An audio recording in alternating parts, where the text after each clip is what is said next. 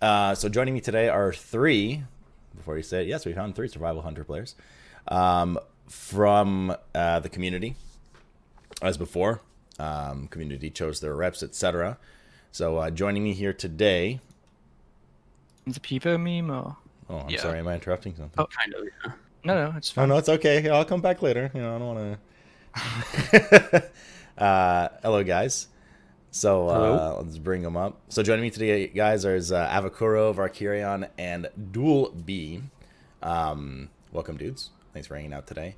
If you Hey, want to just give a quick intro, maybe to yourselves, just what kind of how long you've been playing Hunter, what you do in the community, etc., etc. Avakuro, why don't you go ahead? yeah. So hi, I'm Avakuro. I played Hunter for like since Burning Crusade actually, but I started really playing WoW at like what, and back then kind of casual, but with Legion I started taking WoW a bit more seriously, and yeah, I've played survival for ever since. Yeah.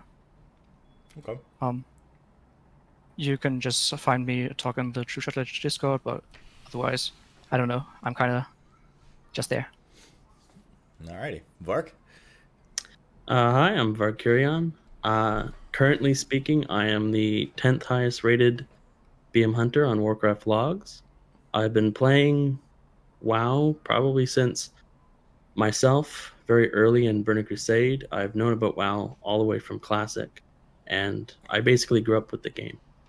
Uh, I spend way more time than I realistically should playing it, but it's what I choose to do. I'm very passionate about Hunter specs. It's what I've sort of aligned a lot of the ways that I play my games around, and I'm glad to be here. All right, man. And Duel B. Hello, I'm here on behalf of Simon. She could not make it today, and I pretty much spend a lot of time in the survival chat on Discord. So if you ever need help, feel free to stop by. We are here for you and happy to help. Alrighty, guys. Welcome. Good to have you guys here. So, as we talked a bit pre-show and as we do with most of these shows, what we like to start with here is a history of stuff. And chat, I gotta say, we've done like, I don't know, 8, 9, 10 of these shows now, and there's been varying ranges of extra notes and detail and care given to the kind of general doc that I give out to the players. Rogue being on the high end, by the way. Rogue had like an extra 4 or 5 pages. They were very meticulous. The Survival Hunter guys have 24 pages of document, just outlining things. So if you got questions, they will answer them for sure. Nonetheless, as with the other show, guys, definitely like here to start with history, right? Like put everything in perspective. And as I mentioned earlier in the show, I think you guys are in agreement. Survival is probably the most iconic spec in terms of Legion revamp, right? They had kind of a revamp for all 36 specs, etc. For whoever didn't know, survival was the big dog, right? It went from range to melee. A lot of controversy, a lot of love, a lot of hate. Why don't you, whoever wants to tackle, why don't you lead us a bit through the road into the survival redesign for Legion? Ava, why don't you take that? Um, yeah. So I just casually played WoD, but survival was kind of just the range spec that used dots a lot. Had traps, of course, but yeah, that's pretty much it. It didn't have a real cooldown back then anymore.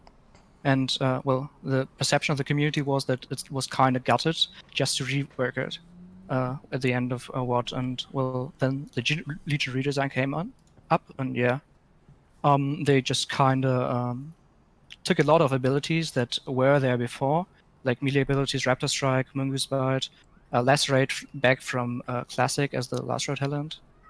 And yeah, they just threw everything together, and yeah, survival became, like I would like to call it, a mess of a lot of abilities that didn't really make much sense together.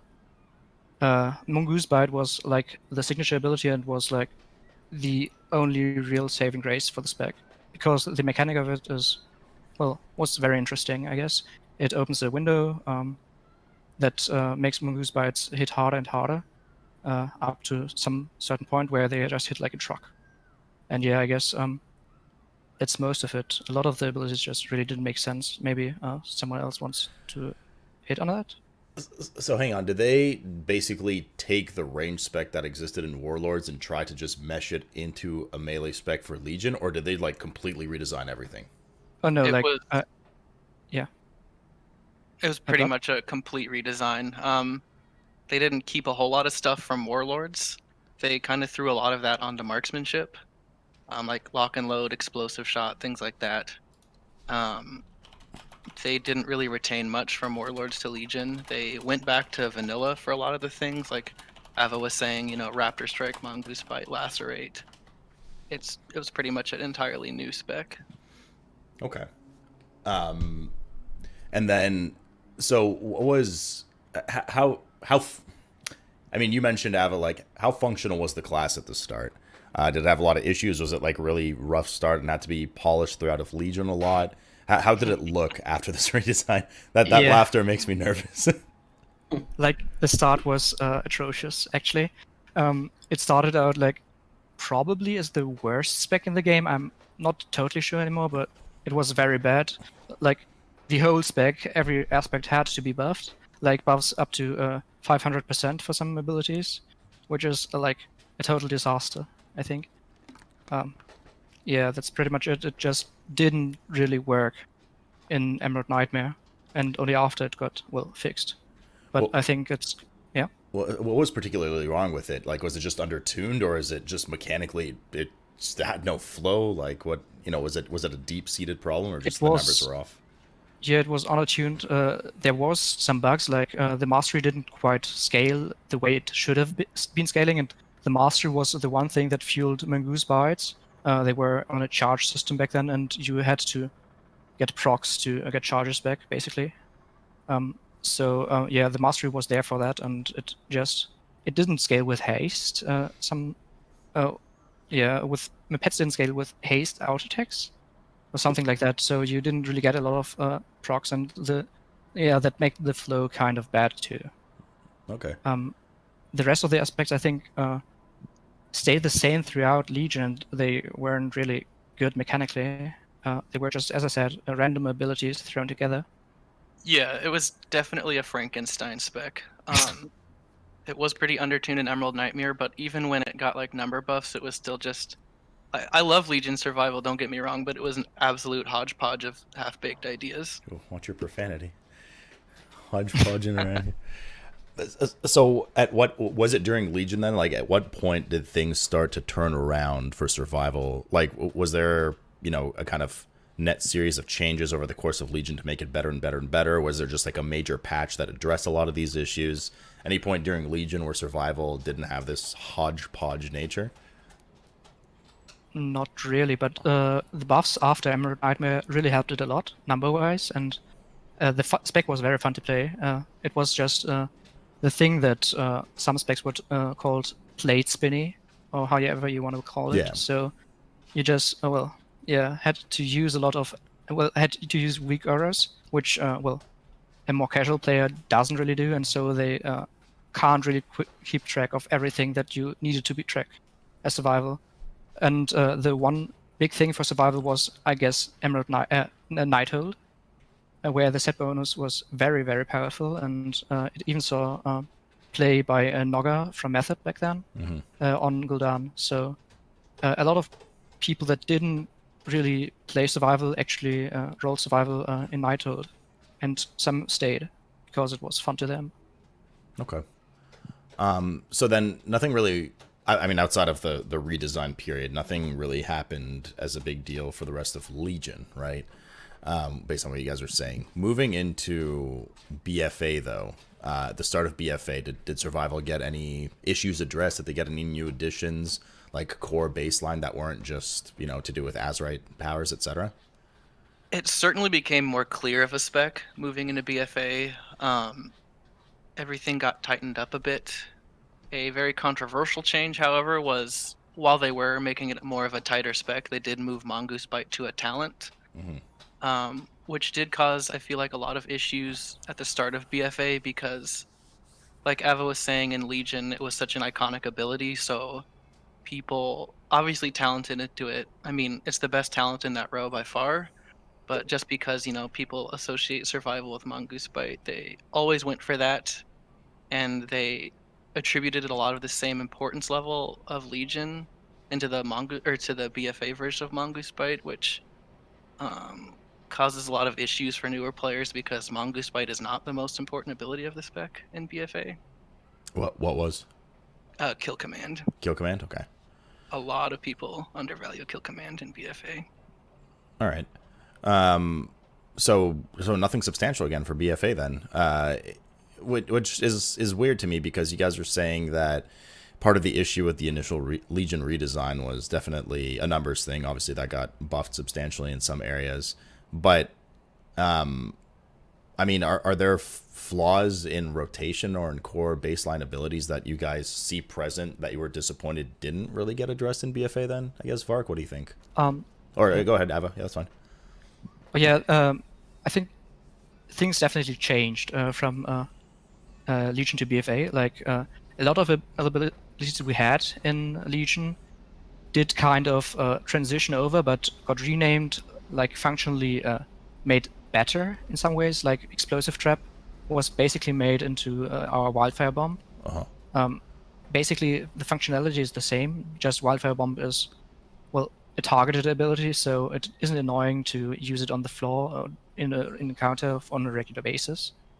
And Lacerate was made into Serpent Sting, and sadly, they both are dots that don't really work. Lacerate was an ability in Legion that you didn't want to have full uptime on, and Legion BFA Serpent Sting sometimes doesn't want to be used either, and I think that's kind of bad for a dot, and that wasn't addressed actually. It was different reasons, but yeah. Why do you not want to use Serpent Sting in BFA? Yeah, the problem is in BFA we often use a talent called Birds of Prey that makes us extend our cooldown. Basically, in Nyalotha levels and even at other points in raids, we could extend the cooldown over the up to the time when it comes back up again. So we have basically permanent uptime, and it only extends with our main spender, which is Raptor Strike or when talented Mongoose Bite. So Serpent Sting costing focus makes us not able to extend it as far, and so we just don't want to use it during the cooldown phase, which is kind of sad. And some other fringe moments there is where we don't use it, but that's less impactful. Okay. How much of an impact did, obviously to a relative extent, for a lot of classes it did. I guess I'll preface that, but the major borrowed power of BFA, so essences and then obviously ultimately corruption. How much did survival kind of rely on these things to, be on meters, perform well, etc.? Sorry, Vark? Azrite as well. Sorry? Like Azrite traits? I mean, Azrite traits at the beginning, but essences in general were definitely a huge bump, and then following that, corruption was a really big deal. But certainly Azrite traits as well, right? I guess the picture we're trying to paint is how screwed is survival now that BFA borrowed power is gone. What kind of position are they going to be in, seeing as not too many core things changed. Obviously, leading into SL, we'll talk about that in a bit. But end of BFA kind of scenario, how bare bones is the class going to be? What kind of core issues do you think they have as a result? Vark, do you want to talk about the build variety we had with borrowed power? So with the borrowed power stuff, and I guess I'll start with Azrite and then just work my way to essences to corruptions. But the Azrite traits that we got were more, for better for worse, allowed us to have some legitimate variance to our playstyles. So Azrite for raiding, you would typically see very early on, you would want a wilderness survival, and then Blur of Talons, and then the Uldir trait for the re-origination stacks. But Blur of Talons is sort of the one that really goes hand in hand with Bird of Prey. You press Mongoose Bite, you get a nice bit of agility, you get a nice little bit of speed.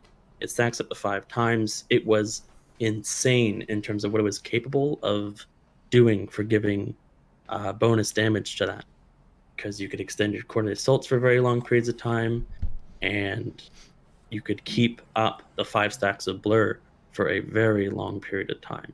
So that Azerite trait with Birds of Prey is just hands in hand, and losing Birds of Prey losing Blur of Talons weakens Birds of Prey a lot. Next up, we have some useless ones. Venomous Fangs. It's just not good. Your pet's basic attacks, if there's a surfacing of target, does extra damage. You could use it for like world content, but that's about it. So losing that's not really a big deal. Latent Poison's the next big one. It's coming back as a legendary effect, and it sort of was the baseline trade that you'd see for PvP and one of the Mythic Plus builds. It was useful for PvP because you could stack it up to 10 times if they run away. It's just a nice big hit.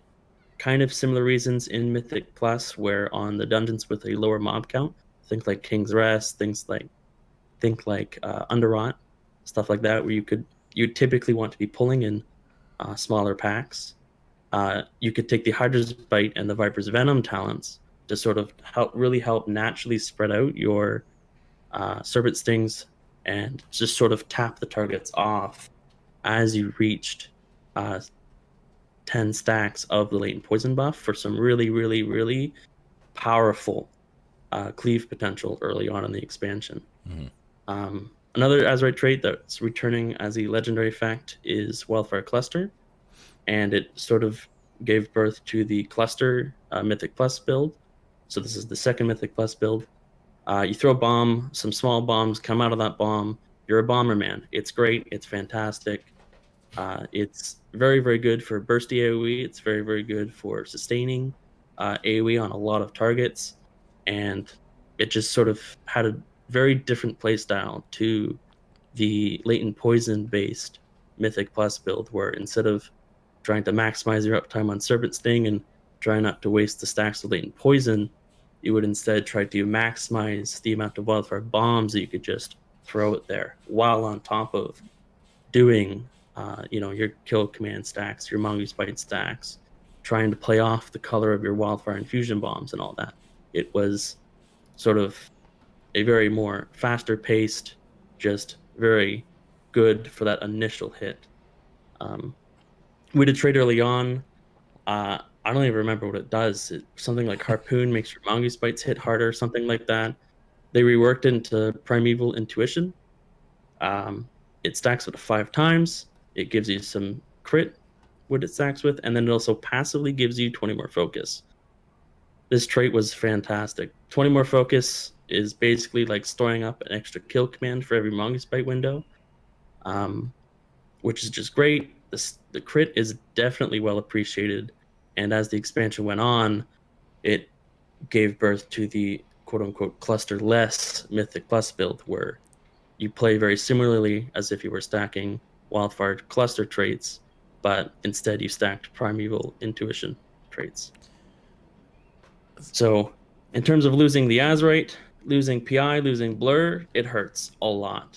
Those traits were, I would almost say, mandatory for what they were used for. You wanted a PI, you wanted Blur, very, very much so, in the respective contents that you used them for. Not all related traits, obviously, we're getting Latent Poison back, we're getting Wildfire Cluster back, and then we're getting Wilderness Survival kind of back as a legendary, although in a much worse form. But yeah, so in terms of the Azerite, losing Blur, losing PI, it sucks. It's not very fun, but I guess it is what it is. The essences, and we're getting into much more direct sources of borrowed power. Lucid was very good for survival as a major slot, sort of very early on, as the refunds it would give you and the increased focus you would just generate. It's a lot, and you could basically extend your coordinate assault windows for raids very, very far using the Lucid as a major slotted essence. And Condensed Life Force, again, with the haste it gave, 30-second long debuff, it's good. Let's just say that. Iris was used for PvE for Mythic Plus, along with Bullet the Enemy. Vop was basically useless. I don't know if you want me to sort of just list off No, all of. you don't have to get into like super detail about all the essences, all the corruptions. Okay. It was you're like, oh, thank God. It was it's more just to identify like how much of survival's good or bad or whatever performance relied on these borrowed powers, and it's more to kind of segue into what do you identify as kind of an issue, like the issues with survival in terms of core performance. Like, do they have a niche? Are they good at single target? Are they good at burst? Are they good at AoE? Are they good at sustain? Like, what's their strength, or what do you think that they're lacking in their toolkit that makes them kind of undesirable? That's going to open up a big can of worms when we get to that part of the discussion. But it's more, how did these borrowed powers in BFA kind of fill in the Swiss cheese holes in the spec, I like to say? And how bad is it going to be? Like, how gutted or patchy is the spec going to be when these systems disappear, which they are in 5 weeks, right? 5-6 weeks. Personally, for myself, I guess maybe getting Doolb and Ava's opinion on this is important too. If I had to define what survival was sort of, I guess, known for, would be high sustained, so long as you can hit the target. So, yeah, like Birds of Prey builds and raids with Blur and all that, you're going to be sustaining a lot of DPS for a long period of time. You don't get a Fire Mage level of burst, but 30-40 seconds of the pull, you'll start to see that Survival Hunter kind of climb up on those damage meters there. In terms of the essences and stuff like that, I never personally really thought that they did a whole lot for the spec, to be honest with you. Lucid was nice, obviously, and same with CLF, but it was just, oh, we get a bonus thing now. Ava or Vlad, I don't know if you want to pitch in. Vark pretty much got it. It's the niche is high sustain DPS, and you'll have a ferocity pet out, so you'll have all that just leech you get. Mm-hmm. So not only do you have high sustain DPS, you're also keeping yourself alive through a lot of mechanics that chip damage throughout the whole fight. But so you're good at survival. Yeah, I mean, turtle kind of stuff. It's too early. Go ahead. But what you were saying about like what the spec is missing, what it's good at, it's definitely good at. In BFA, it's good at sustaining DPS, and it's bad at having utility. Ava, okay. What do you think? Yeah, I mostly agree. I don't think essences are that big of a deal. Like, yeah, they help, but well, at some points, Lucid does help. The others are just, well, it's extra damage. I don't really care about that. But Azure traits, the thing about them, I'm not gonna miss them too much. Except maybe Wilderness Survival, but yeah, they definitely help build a lot of builds for survival. So that's kind of sad, because those things are tied to well, Azerite. And in terms of niche, yeah, sustained single target definitely is survival's niche. The problem is it really suffers a lot of damage when fights aren't sustained, because our cooldown is very, very, very weak. The thing about it is, even if we don't play Birds of Prey, we are very sustained. So even then, the cooldown doesn't really change a lot. You can somewhat see the damage spike, but not by a lot. So yeah, that's 20% isn't a lot. Yeah. Yeah, and it's basically more for extra focus, for extra resets on kill command. That's the main use of it. Okay. So. And like springboarding off of that, obviously, the whole niche gets worse as the tier goes on, because fights get shorter and shorter. So yeah, so burst is just better. So that probably has a pretty negative effect on the World of M Plus as well, right? Where a lot of it is just pull massive big pack, burst it down as quickly as possible before the tank dies, etc. Right. That's usually where the Wildfire Cluster build, I guess, would come to play. Yeah. Okay. You get a little bit more of that bursty AoE type thing as you bomb carve, kill command, bomb. Yeah, it's definitely a different playstyle entirely in most raiding environments versus most keys. Like, you're not going to use the same build at all. Do you guys like that though? Like, is that a good thing or a bad thing? Because in some of the shows we had, some of the other specs were, it's the same spec all of BFA, nothing ever changed, and they either made it sound stale or in some ways good that they didn't have to worry about it. Whereas you guys have, I mean, Vark, you just listed several specs throughout, or several rather builds throughout the expansion that were, I suppose, viable at one time or viable for different content. They're all viable now. And they're all viable now. Yeah. So is that something that is cool in your guys' opinion, or does it make it a pain in the ass because you got to gear so many different things and collect so many different things? It's definitely a little column A, little column B. A lot of people are drawn to the fact that you have so many different play styles. Like right now, if you have like a pretty geared survival hunter, one day you can be like, I'm gonna play clusters today, and then the next key, you can do a bot butchery blur build. So it just opens up a whole lot of different ways to play the game while still, not being complete garbage. But it is definitely annoying getting the gear and maintaining the gear for 4 different builds. And I think moving into Shadowlands, a lot of people will miss having just the variety. Okay. For me personally, what drew me to the spec was that there was that gameplay variance. I was BM during All Deer, and it's kind of bare bones. And when I swapped to survival, I was like, oh, I have, at the time, you rated, you played Birds of Prey, World content and Mythic Plus, your Wildfire Infusion, which has evolved, right? For Mythic Plus, there are 4 different builds involving different pathing with Azerite traits, and of those 4 different builds, there's 3 different distinctive playstyles from one another, which means, you randomly roll your Azerite. Oh, you got the latent poison one. Oh, well, you just continue building towards that latent poison one. Oh, you got a wildfire cluster. Just go build towards the wildfire cluster. I really think that personally is a strength of the spec that it has the ability to sort of really cover all of those bases in terms of its builds, in terms of its play styles, that I think it just allows for more people to enjoy it long term. Yeah, it's basically the same for me. The one thing about it is like that some builds are very hard to get to. You pretty much have to play every type of content to get everything together. Like do PvP to get Azerite from there, and get the Azerite vendor raid at a mythic level to get the best Azerite gear. So I can see it being very annoying, but honestly, the build variety just outweighs this by far. Like, it's so fun to just log on and decide, oh, I want to do that today. Let's go. I have the option, so why not? But acquiring all that Azerite was probably not very fun, right? Not at all. It definitely takes time.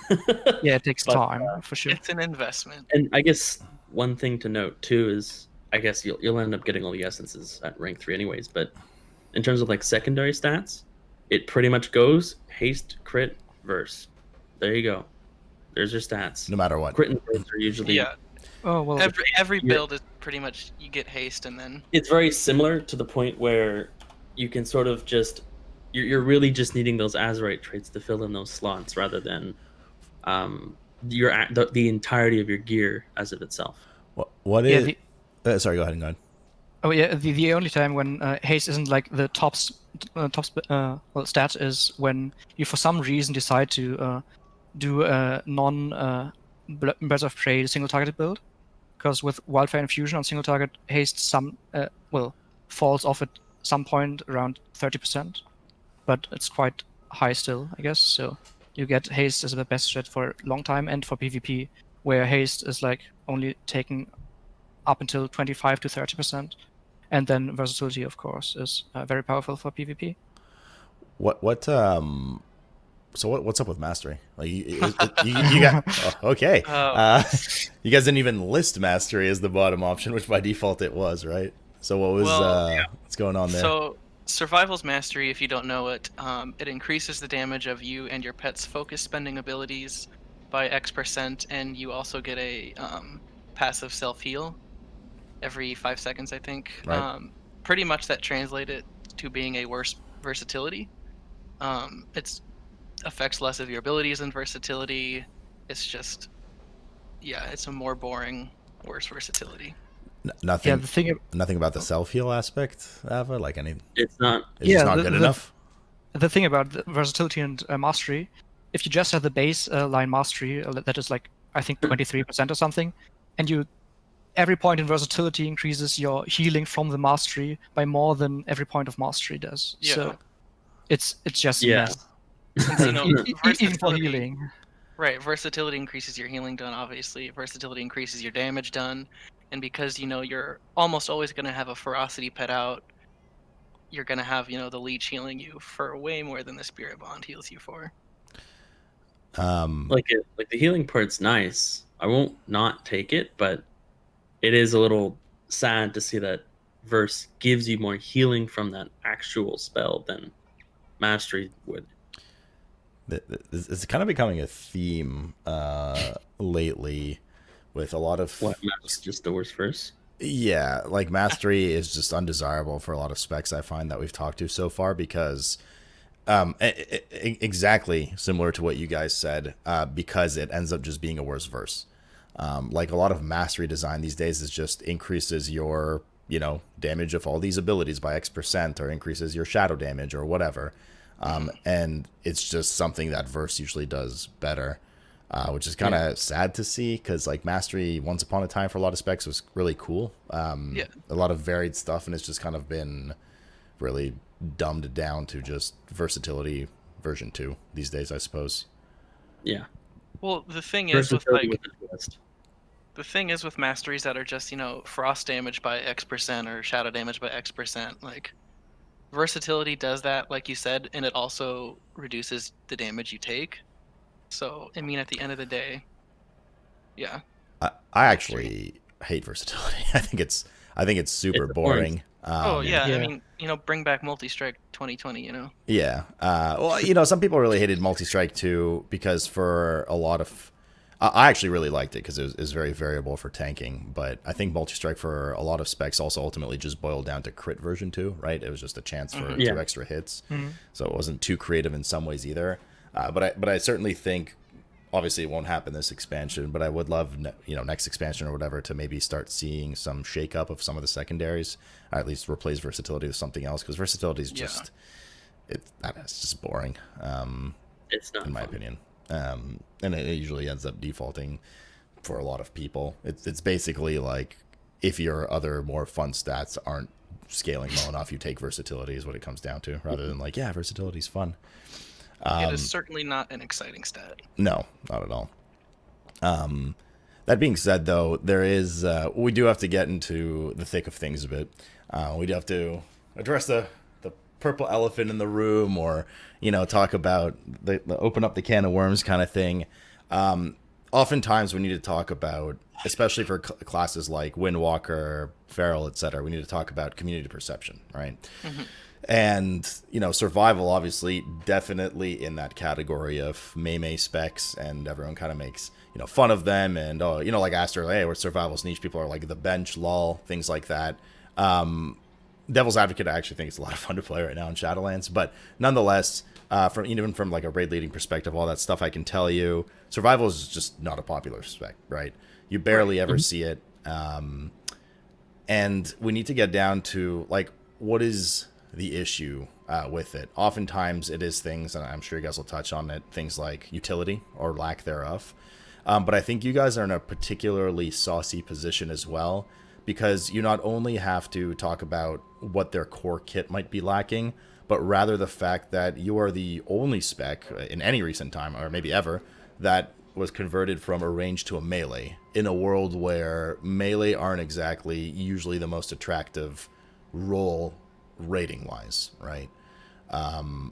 So we'll definitely have to spend a bit of time talking here, but to start it off, what do you think about community perception towards survival? Do you think it's over memed? Like, is the stigma too high and survival's really not that bad? Or does it exist for a reason? Like, is survival truly lacking that much? Does it, need a complete overhaul, et cetera, et cetera? What do you guys think? Well, personally, I think it's, both of those. Like, the community does meme it, which is fine. But, I mean, at the end of the day, it's a melee spec without utility. So, like, what do you really expect? Like, it can do all the damage you want, but, like, in most raiding environments, you're bringing a melee because it has utility, and survival does not have that utility. Not only does survival not have that utility, it also almost always has a more appealing ranged option on the class itself. In 8.3, Beast Mastery is just, it's off the rails as an incredibly strong spec. But I'll let Fark and Eva share their thoughts. Yeah, right. So, I guess the thing about survival is like it started off, as I said, very poorly. So I guess the first impression was already very bad. Like even I didn't, while rating it rather casually back then, I didn't go for playing survival because it was just so bad. I played it like casually in world content and PvP and stuff, but for rating, I definitely tended to pick marksman over survival in Emerald Nightmare. After that, I think it was fine damage-wise always, but as Blood said, utility is like a really bad thing about survival. We only have the immunity circ basically, and it's not like only hunters can bring it. The range specs can bring it too. So yeah, but a lot of classes have immunities which can be used to circ stuff. So it's in no ways unique. What do you think, Bark? I mean, it's basically the same thing, right? I can only really speak from BFA. It's when I started it, but it's just not with the way that Blizzard has designed everything, right? The utility that you either you bring a buff, you bring a debuff, or you bring a raid cooldown. If you don't bring one of those, get out of the raid. You're not wanted. You could be the strongest DPS in the game, they wouldn't care, because when push comes to shove, look at bosses like N'Zoth, right? Sure, it helps that this time around that the immunity classes were also high damaging, but you really wanted those immunities for the Thought Harvester soaks. And you see stuff like that. You see classes that have immunities. You see classes that have the really strong defensives and the like, being classes that are very common to see played, right? Warlocks are played a lot because they're kind of tanky and they bring a Warlock Kate. And when you put this in the perspective of a melee class, it does decent damage. The damage is there. It's self-sustain in terms of self-healing is there. It's just you don't really care for self-healing because it's not going to prevent you from getting one shot from insert mechanic here. You can heal all you want. It just doesn't really matter. A lot of the times anyways. And with how contested melee spots tend to be in raid environments, and sometimes even Mythic Plus, it just makes something that, you could bring a Demon Hunter or even a Warrior for their buffs, but, damage doesn't really matter. It's important to note that this is, for like Mythic raids or higher, like you can bring whatever you want. Yeah. For lower stuff. If you're doing heroic content, unless Blizzard has really messed something up, survival's just fine. You don't usually have to worry about this super nitty-gritty stuff. But for higher end stuff, you're pushing world rankings, you're pushing cutting edge, you're pushing Hall of Fame and stuff like that. These are a lot of the things you have to consider. And so long as the spec in its melee form doesn't have something to bring, especially considering it's giving up that sort of natural utility of being a ranged spec, it will probably never be able to shine properly, is maybe the best way I can put it.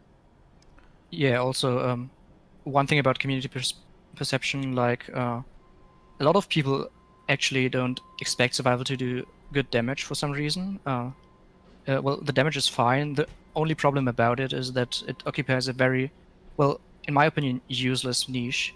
It has very sustained damage, as we talked about earlier, and oftentimes you aren't specifically looking for sustained damage, except for maybe a Zul fight, where you just want to have the boss trained down.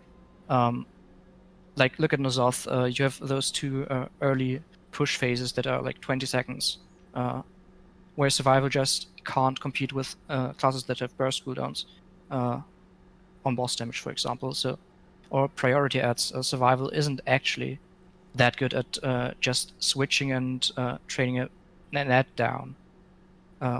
Other classes just can do that stuff better. So yeah. Okay, so I think this is a good lead into a bigger meta issue that we often bring up in these shows, especially for like situationed other melee, like survival, so feral, windwalker, etc. And that is utility, right? That is definitely a very common theme and common discussion amongst pretty much everything, right? Competing 36 specs for 20 spots, 36 specs for 5 spots to a certain extent, in M+. Survival is, from everything I've seen when I've played it, from everything I've considered when, raiding, other people consider it in raiding, etc., you lack utility, like, big time. There's just nothing. Yeah. But Blizzard's approach has been to kind of let, to try and give various either classes or specs their shining bright moment, something about them to make them unique and want them desirable for things. They've doubled down to a certain extent with covenants and, hey, if you're Kyrian in the Kyrian dungeons, bring them whatever. We don't have to open up that can of worms right now. But so, they seem to favor this direction of being unique rather than kind of spreading it out amongst things.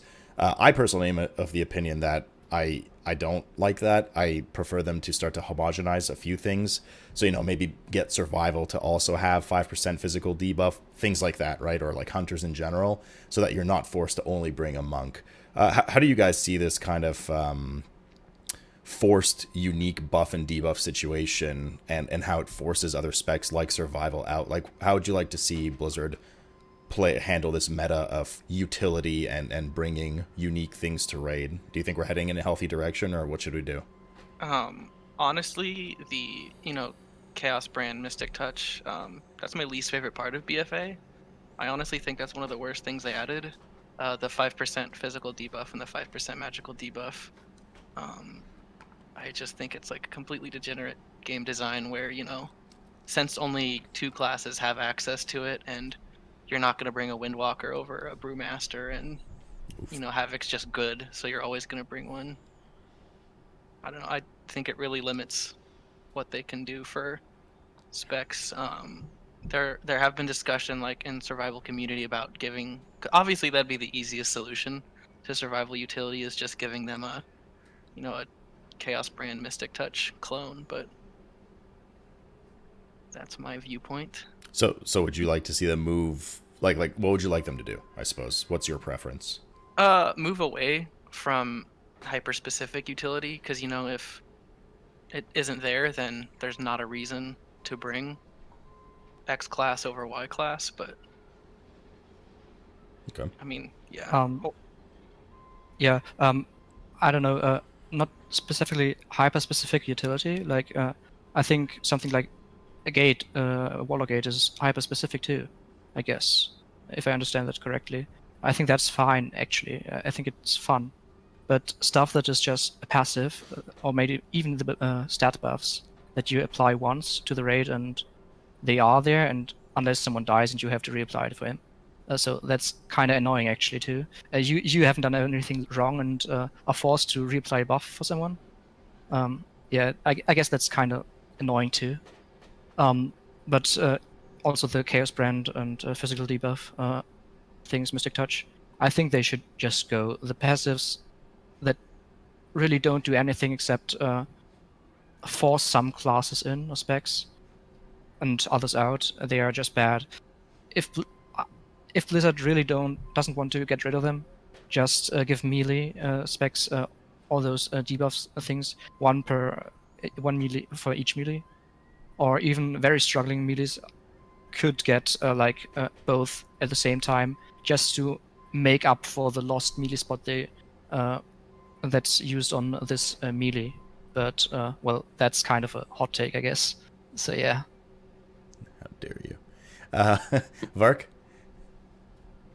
I mean, part of me, I think back of, I guess, the golden days of like MOP and, eight class buffs and all this other, like, everyone could do like everything. And part of me, it's like I miss it, but I understand why they got rid of it.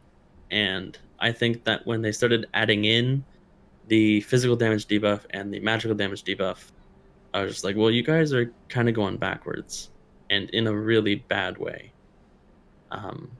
I don't like that, only monks got the physical debuff. I don't like that only demon hunters got the magical debuff. I would like to see them. I'd like to see them just be removed and just let bygones be bygones, or see sort of Blizzard sort of trickle in effects like that to the melee classes that just don't really otherwise bring anything, right? It really just comes down to, what does this melee class bring? What is this fight doing, right? And that's just how it kind of is with how the meta gets established and everything like that today. So then, what would you guys say for survival, given this is the meta we live in, right? Like, I think at this point, within the next 6 whatever weeks before Shadowlands launches, I don't think we're in a very prime position for them to pull the plug on Mystic Touch and Chaos Brand, or pull the ripcord. I don't think they're probably going to do that. I mean, hopefully they do. Hopefully I'm the guy that's wrong and everyone's like, aha, you were wrong. But what do you think, with the given time we have, is a realistic direction maybe that they can move in for survival to make them be a bit more desirable in like content period, right? The kind of utility that you bring to a raid is usually a bit more is a bit different than what you bring to M+, right? Things like AoE silence, grip, AoE stuns, usually not as prominent in raids. Obviously there's some encounters sometimes, but more prominent in M+. But have you guys given any thought to like, what is your wish list for survival utility? What can they bring?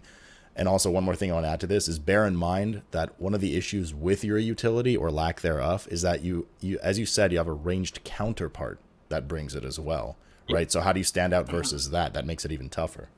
Well, big point of contention in the hunter community as a whole, because we've had this discussion on like True Shot Lodge every day for the last 10 years. If you give survival utility, the BM and MM players will feel left out if it's like actually strong utility. Like, a very common suggestion in the Discord is to bring back Aspect of the Fox for survival. If you aren't familiar with Aspect of the Fox, it was a cooldown that affected the raid and let you cast while moving.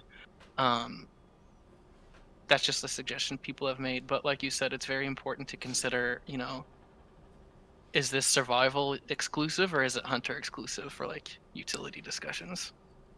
Okay, but if it is, right, if you do give it to all specs of hunter, isn't that going to lead to the whole melee versus ranged issue? Exactly. So it has to be something unique to survival, but not strong enough to make BM or MM players feel like obligated to switch.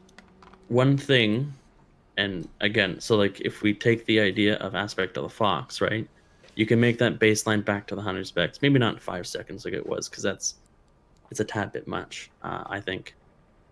You could start to maybe add a sort of secondary effect to it for survival. You could add in maybe a built-in defensive that maybe might come along with it, or a built-in movement speed, right? Just sort of survive, so all 3 specs get it, but to compensate for survival and maybe justify its melee position a little bit more, they could add an aspect to that raid-wide cooldown, if they choose to go down that path, to maybe just entice a raid group to go, well, we get the casting movement speed out of the way, but, if they go survival, we can also get this from that effect as well.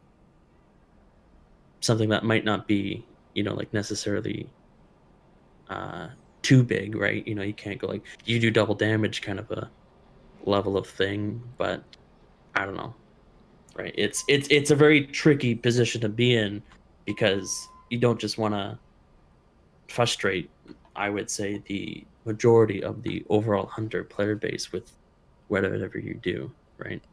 Those are just definitely stuck between a rock and a hard place on this one, I think. Yeah. The problem with those kinds of utilities where you have like a cooldown that just does something interesting, like Aspect of the Fox or other things that you can think of. If only survival has it, maybe people are forced to switch. So probably the best option for how the game is right now, pretty much only melees bring those passive buffs or debuffs, mage being the exception and priest with, well, the stat buffs. But warriors, monks, demon hunters have those buffs, and if you get the debuffs, give the debuffs out to specs like survival, it's probably the best option. It's a very boring option. I don't like it, but it is what it is. You just have to take what is possible, and I don't think it's very easy for Blizzard to, in this short time frame, come up with a good utility that is interesting and doesn't make range hunters switch to survival for fights or just in general, or even survival stacking might be a thing. If, for example, the aspect of the fox is can be stacked and doesn't have a debuff, and you want like it twice or something. Keep in mind, like, aspect of the fox, might not be great for content. Like, that was just a random Yeah. example. Like Yeah. for Nihilotha, would aspect of the fox make or break fights? A lot of people also suggest expose weakness as a unique survival utility. Like that was a thing back in Burning Crusade, and obviously it would have to be retooled a little bit because it's pretty much just a version of like your critical attacks have a chance to apply a debuff to the target that increase all attackers attack power.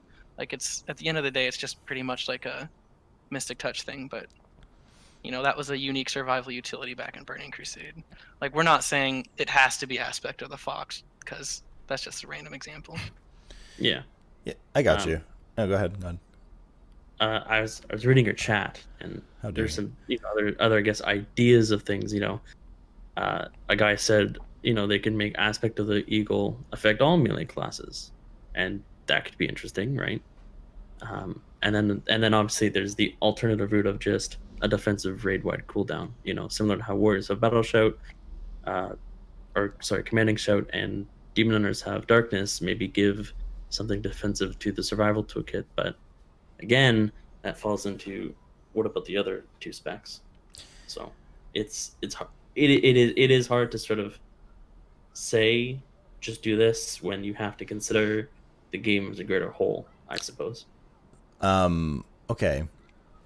But the thing is, some of the suggestions you guys gave are cool. Actually, they're especially the one you just mentioned of aspect of the eagle. Is it right? Make it apply to all melee so that all melee turn ranged for 6-10 seconds, whatever. Because that's an interesting perspective, because then it would also kind of temporarily at least alleviate the whole range versus melee issue in some areas, especially for a boss where maybe it's just every 2 minutes like melee or crap or something. But the more meta issue here is that everything you guys are suggesting, be it cool or not, is starting to double down on this whole unique direction of things that people bring. Special snowflake kind of stance. Bring this, bring that. I want to be unique. I want to be considered. Whereas I don't know if the problem is more so that survival also then needs something unique to compete with it, but rather that your competitors, some of them, have too many things, right? As much meme as we like to have, Havoc obviously brings a lot and is one of the reasons they're considered. We just had the Havoc show last week, and those guys would agree that they have a lot more than other melee. Rogues are usually very survivable, have their own forms of utility, have an immunity as well. Warriors bring battle shout, so it starts to leave very little space for what is a very overwhelming amount of melee left in the raid, which is why maybe a lot of people seem to be like-minded, at least in the general direction, of either remove these baseline static buffs entirely and debuffs, or homogenize them a bit, right? Give them to variant classes. I don't know if we'll ever live in a world, or if I personally, I don't know how you guys feel, want to live in a world where literally every spec of the 36 specs brings something unique, right? I'm not sure what your guys' thoughts are on that, but I think it'd be cool, right? It is conceptually cool. Realistically, I would feel terrible for any raid leader that would have to make those decisions. Think about the work from like a high-end perspective. Like, imagine being, I guess now Echo or Complexity Limit and setting, okay, this is what the boss is. How do we min-max this fight when there's 36 different types of utility, right? So I think it's something that's cool on paper, and I definitely would follow the stance of maybe just try to take away a lot of these defensives, take away a lot of these buffs, and instead maybe just try to balance out the melee classes from a damage perspective. I feel like that would just be easier on even Blizzard's end than trying to like think up of all of these really cool and unique ideas to make each of the specs specifically, more specifically the melee specs, matter. Okay. Since we talked about it a bit, we have to get into definitely the hot topic because I want you guys' opinion on it. Survival as a melee versus as a ranged. Yeah? Go ahead. Oh yeah, like you finish because I know what I'm gonna think. Man, you're amped about this one. Yeah, I mean, essentially, has this revamp been successful? Obviously not largely, otherwise you'd see survival hunters everywhere. But is it more that they can be successful with it and we need a bit of work with it? Or is it just abort this project? It's been 4 years as survival melee. It's not working out so well.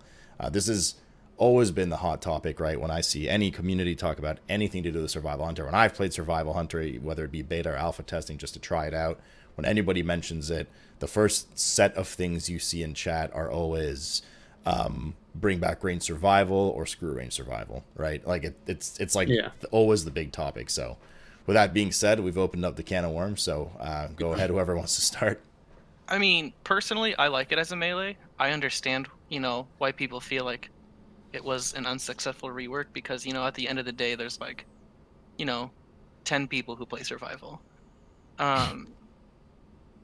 Obviously, I'm of the camp that how different was range survival and marksman anyway? You're both sitting there shooting a bow. Survival shoots arrows of different colors. That's obviously from like a not mechanical standpoint, but more like a quote unquote class fantasy. Like I am standing far away, I'm shooting, an arrow.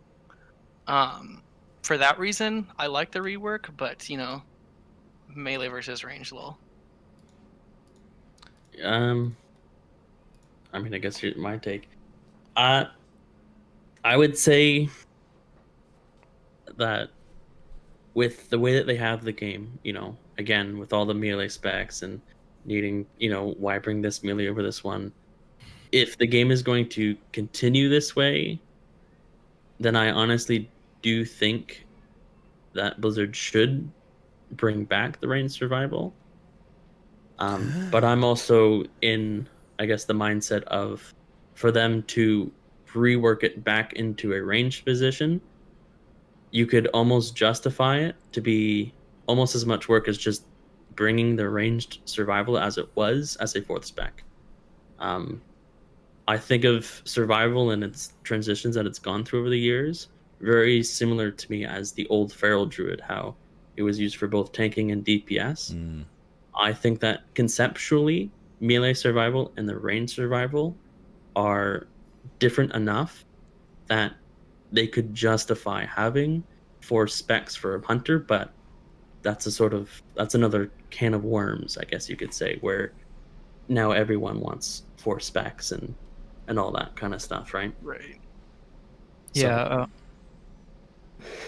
Basically what Vark said. I also think that a 4th spec would, in theory, be quite interesting. The problem with that is that it is another spec that Blizzard has to maintain, and honestly, it hasn't worked out that well yet. So adding more stuff to the pool is probably not that good of an idea. I think the main reason people ask for ranged survival back, for the most part, if you are serious about the game, you want the third range spec. That's what it boils down to. You want to have 3 specs that can all be viable. So yeah, in that case, I can very much see why people want the ranged survival hunter back, and they feel robbed of an option with melee. That's basically it. Personally, obviously, I like survival more as a melee spec. I did like the range spec, and basically, to add to what Blood said, I think conceptually they might very much be different. Survival being a more battle battle archer oriented spec and marksman, just the Actually, sharpshooter standing in the back.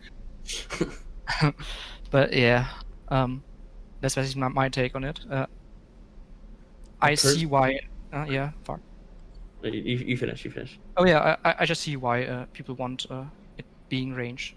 It makes logical sense. Okay. Personally, I am the madman that wants it to be a true hybrid.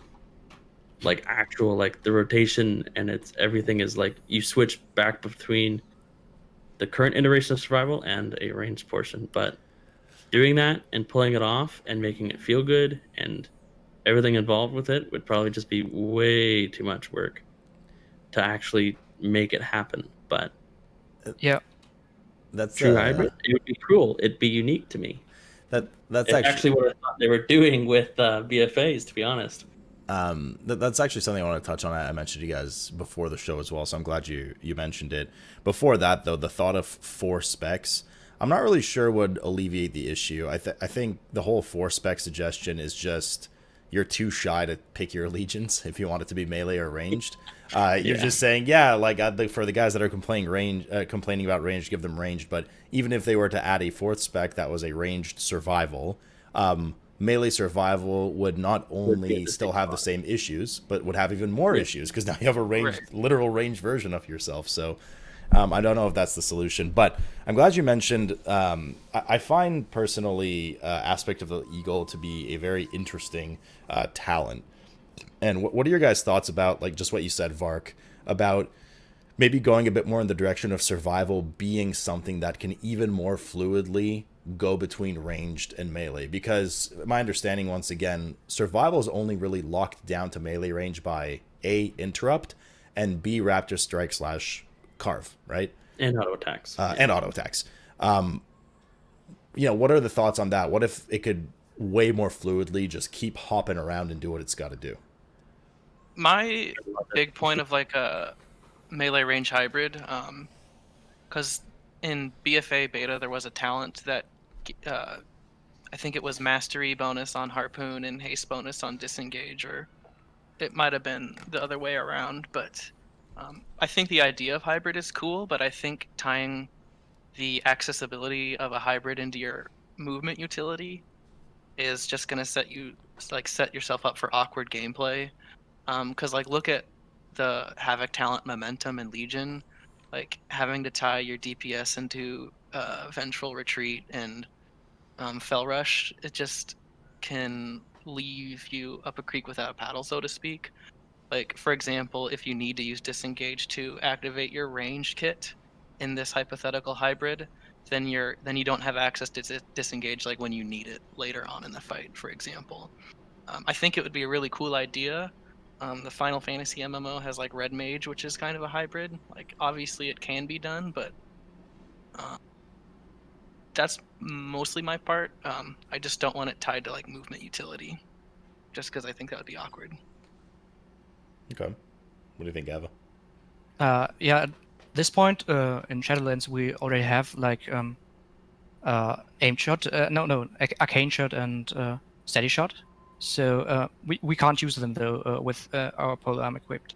We can do weapon swaps and stuff, and for very high-end min-max, yes, you will probably at some point be doing that when Aspect of the Eagle obviously is on cooldown. So that's one thing. My idea is that you basically could already justify just giving survival the few extra stats and allow it to have a melee weapon and a ranged weapon equipped. Of course, at this point, how Arcane Shot and Steady Shot work, it wouldn't really be very effective in range, but it can be done already with weapon swapping. It would be just quality of life, I guess. So that's maybe an option down the line. It's nothing you can do in Shadowlands yet. And yeah, we have the precedent of Fury Warriors having two 200 weapons for extra stats, so there's that too. But what's the point of even mentioning Arcane Shot and Steady Shot when, like, your Serpents, like, everything's ranged, right, except your Carve and your Raptor Strike? Couldn't you, I don't know, throw your spear or something? Yeah, obviously. Conceptually speaking. In theory, yes. But Yeah. How do you guys feel about the since you mentioned it, I'm kind of curious, how do you guys feel about the unpruning situation with respect to, well, hunters in general, but like survival too, right? Like survival getting arcane shot and steady shot, like what's up with that? Is that just, what's the point? I would say effectively, for survival specifically, entirely useless. Maybe except outside of kill shot. Entirely useless. To be honest with you. While we're talking about the unpruning for hunters, I do have to say Hunter's Mark is just a terrible ability that needs to be Yeah. This is actually gonna be my removed. next question. What do you guys think about Hunter's Arc? So It is yeah, if you want to just get into it. awkward, just get into it, man. Just let me have It it. needs like the The way that damage it works- component needs to be removed at the very least. I mean, The, keep it for people who want it for PvP or whatever, but it's just garbage. The way that they have it right now, 20-second cooldown, like, why, right? For PvE, why? There's a lot of concerns that come with Hunter's Mark in general in terms of how they're going to tune Hunter, right? Are we just going to be naturally 5% stronger than classes on single target? And if so, are we just going to be effectively 5% weaker on AoE, right? Obviously, you'll still have it up, but like, I'm assuming you understand where I'm coming from, right? How do they tune that now? And how do they tune that properly, right? Is survival just, or Hunter in general, are we just going to be good at single target? Or what? We don't even know. Blizzard hasn't really responded a whole lot on that outside of just they keep changing things about Hunter's Mark. And because of these, like, mainly the tuning issues is what I'm personally really worried about. Obviously, it feels awful to press. And, you spend 10 seconds on the beta doing some world quests, and you go, yeah, I see why they removed that. And you just go, yeah, it feels terrible. It just doesn't feel good. The moment you have to target swap mid-combat, it completely stops your rotation to get an arbitrary 5% damage buff. It's terrible. I think the way that they have it right now, the 5% damage, it sees stealth, 20-second cooldown, it resets on kills. I think that it as a PvP talent would be perfectly fine. Just make it a PvP talent, call it it's done. We're done. We don't have to worry about it. Who cares? Right? yeah, PvP target swapping is a lot more controlled. It usually has some utility for stealth classes, whatever. Just not in PvE, please. yeah. The thing about the 20-second cooldown is, I assume it wasn't on the GCD earlier, before because well, it was on the GCD. It was not on the GCD earlier because there was the issue of, you just macro it into every ability, and target swapping doesn't change anything. It would honestly would be just dumb to have macros for everything, but now with the 20-second cooldown, that wouldn't really be an issue anymore. You don't want to macro it to every ability because you maybe want to hit a target once and then be done with it. This might be the case, and then the abilities are on cooldown. So now having it put off the GCD would honestly make it a lot better, less tedious to use, I guess. Because as Mark said, just having this one global when you want to swap a target, it just doesn't feel good, not at all. So yeah, putting it off the GCD, in my opinion, would already be fine. But honestly, just get rid of it. And yeah. Because I mean, even if you don't have to target swap, like if it's just a patchwork boss, like you press it before pull and then you just ignore it. Like, what's the point? Yeah, it just. I mean, I'm sure there's some people out there that are like, yes, they got their Hunter's Mark back, but even then, just at the very minimum, remove the damage portion. At the very minimum, if they're insistent on keeping it, please get rid of the damage portion of it. What's the point then in PvE? To see the like 2 stealth mobs What's in the the entire point of that expansion? Eyes of the Beast? Yeah, what's the point of Eyes of the It's Beast just in flavor. PvE? Flavor. Or it has its niche, I guess, of seeing stealth targets, I guess. Or it could just be used for PvP, right? For the stealth targets. True. But Eyes of the Beast came back. I really liked that Eyes of the Beast came back. I remember, being a kid in Stormwind, just casting Eyes of the Beast and running around as my pet. It was great. And I think there's nothing wrong with just having flavor abilities. Like, we can still shoot fireworks. I don't think survival can, but it's still there. Well, It doesn't have to be a damage output thing. It's sort of in the same boat as steady shot and arcane shot.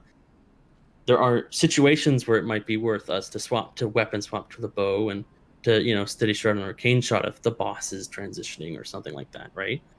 But otherwise, bringing it back for survival was like 95% just useless. It's just there, right? So why can't Hunter's Mark just sort of fall into that same position if they're so insistent of keeping it, I guess? Okay. Yeah, it seems like no matter how they implement it, they're kind of outside of just more flavor, as you're saying. They're just kind of doomed if you do, doomed if you don't, right? They either take it off the GCD, then you just lace it into all your macros. You have to make 15 different macros, and that's not very fun either. And then there's no point to it. BM? Okay, not BM. Sorry, I meant 1.5 for BM, but and if you leave it off GCD, then it just becomes an irritating maintenance buff. What about the direction of moving it, of translating it somehow into that utility for the group, right? There's a Torghast Enema power that makes the target take increased damage from all sources while it's up, kind of thing.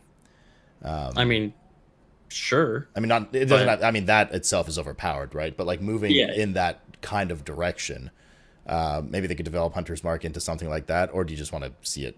It's just not fun gameplay to constantly have to use it. At the end of the day, if anytime you have to use it in combat, it's just never going to feel good, right? Yeah. It's not doing any direct damage. You don't really see anything happen, right? So I just don't think it translates very well. It does, like, it makes its little noise or whatever, but that's kind of it. It makes a noise, right? It's yeah, it makes the actual mark itself makes a little noise. Oh, You probably haven't noticed if you're too busy listening to the beautiful sound design of Wildfire Bomb or even Mongoose Bite. Can you make the Hunter's Mark noise one more time? Okay. There's an action associated with it as well. Yeah, because it's literally what your character. Oh, is Yeah, it? I pay attention. Trust me. Yeah, just Hunter's Mark, just not great. Okay, so I was definitely happy to hear you guys' thoughts about the big old ranged versus melee debacle, but as such, at the end of the day, we already know at this point, well, at this point, it's obviously not going to happen, but even early on in Alpha, it was already confirmed by Ian at some point in an interview that Survival is staying melee, right? Like, we already knew that was the case. Maybe 10.0, we'll see what they come up with, if anything. But it looks like, for sure, Survival for Shadowlands will be a melee spec again. Thank goodness. So just to summarize, and feel free to jump in if I'm incorrect here. I think the kind of breakdown we're coming to right now is that Survival is fun to play. It doesn't have really core issues in its rotation in terms of lack of procs or lack of interesting abilities or lack of interactions or whatever, but rather go ahead. Yeah. Now that you when you mention the base kit doesn't have any issues or lack of procs, Raptor Strike is an incredibly awful spender. Okay. Baseline Raptor Strike. As far as I know, it is one of the only spenders in the entire game that doesn't have any interaction with the rest of the kit baseline. Raptor Strike, if you don't know or don't play Survival, it's you press this button, you spend focus, you do damage. It doesn't have any interaction with the spec at all, which is a very, some would say, boring, main damage dealer. That's just a very popular point I see. Most people spec into Mongoose Bite. I think throughout BFA it's had 97% pick rate for most raids, and M+ as well. Mm-hmm. So people don't really look at Raptor Strike and they don't recognize just how unimpressive it is as a damage dealing ability. I don't know if it's fair to say that that's a survival only thing. I think just game wide, right? There's definitely some specs and classes that just have a spender and that's it. And the way that it's embellished is often either through talents or whatever systems may exist for that expansion. I don't think I'm wrong in saying that that's probably the case for Raptor Strike, right? Mongoose Bite, Tip of the Spear, interaction for Raptor Strike / Carve with the Blue Bomb for Wildfire Infusion, whatever that one is called, I forget. Shrapnel Bomb. Shrapnel Bomb, right. So I guess there's some interaction there, but since you mentioned it, is there a direction baseline you'd like to see Raptor Strike move into that doesn't rely on getting that embellishment from talents? Make it Mongoose Bite. Yeah, obviously a lot of people obviously want Mongoose Bite baseline. I understand that sort of unique stacking effect on a short window that you can't extend the window can be intimidating to some players. One of the ideas thrown around is have Raptor Strike have a very diet version of the Mongoose Fury mechanic. Okay. If you're not familiar with Mongoose Bites, you press it, it does damage. It puts a stacking buff on your character up to 5 times. That increases the damage of your Mongoose Bite. It's I think a 14-second window. It can't extend. The window doesn't extend no matter what you do. So an idea could be, have Raptor Strike have a very small damage buff component to it, just to ease players into the Mongoose Fury playstyle. Yeah. The thing about it is also some people don't care for that, but Raptor Strike's animation is very dull. Mongoose Bite, on the other hand, it evolves. It starts more dull, and it just looks heavier. You feel like you're hitting heavier, harder, and so on. That's one thing, and also the main point about a Mongoose Bite Lite or just Mongoose Bite baseline is that it's not having it hampers in many people's opinions design very much. Right. If you have this window as a baseline effect to the spec, you can do a lot of things. Stuff like burst damage could be addressed through this, like having a cooldown on 3 minutes that just makes it so that you can extend your windows indefinitely. Not indefinitely, but not the duration, but the stacks indefinitely. For example, like it would be a very powerful cooldown for bursting or something like that. Those are just ideas, but there's a lot of design directions one can go with if you have this baseline interaction. That's basically it. Okay. Raptor Strike is just too dull to really do something with it. It certainly does keep a lot of the design space hostage. Yeah. Because you can't build tier sets around the Fury mechanic. You can't do legendaries, conduits, so on and so forth. Because the baseline spender is press button, do damage. So even if there's talents that affect that, you can't design tier, etc. around picking those talents. So you have to design those fun expansion borrowed power abilities around Raptor Strike, which is, as stated, a very Usually blind. Yeah. Okay.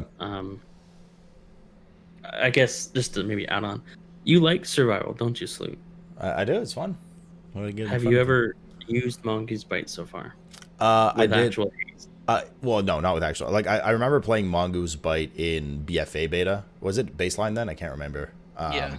Or no, not BFA. No. Okay, well, but I remember playing it, just the whole thing, to try it for viewers, blah blah blah, and the gameplay was fun. But I found now trying it again with alpha and beta. And I would actually say survival, of all the DPS specs I've tried, I've actually come back to a few of them, and survival's definitely the one I've come back a lot to. It's just fun. I don't know, it's fun to push its buttons.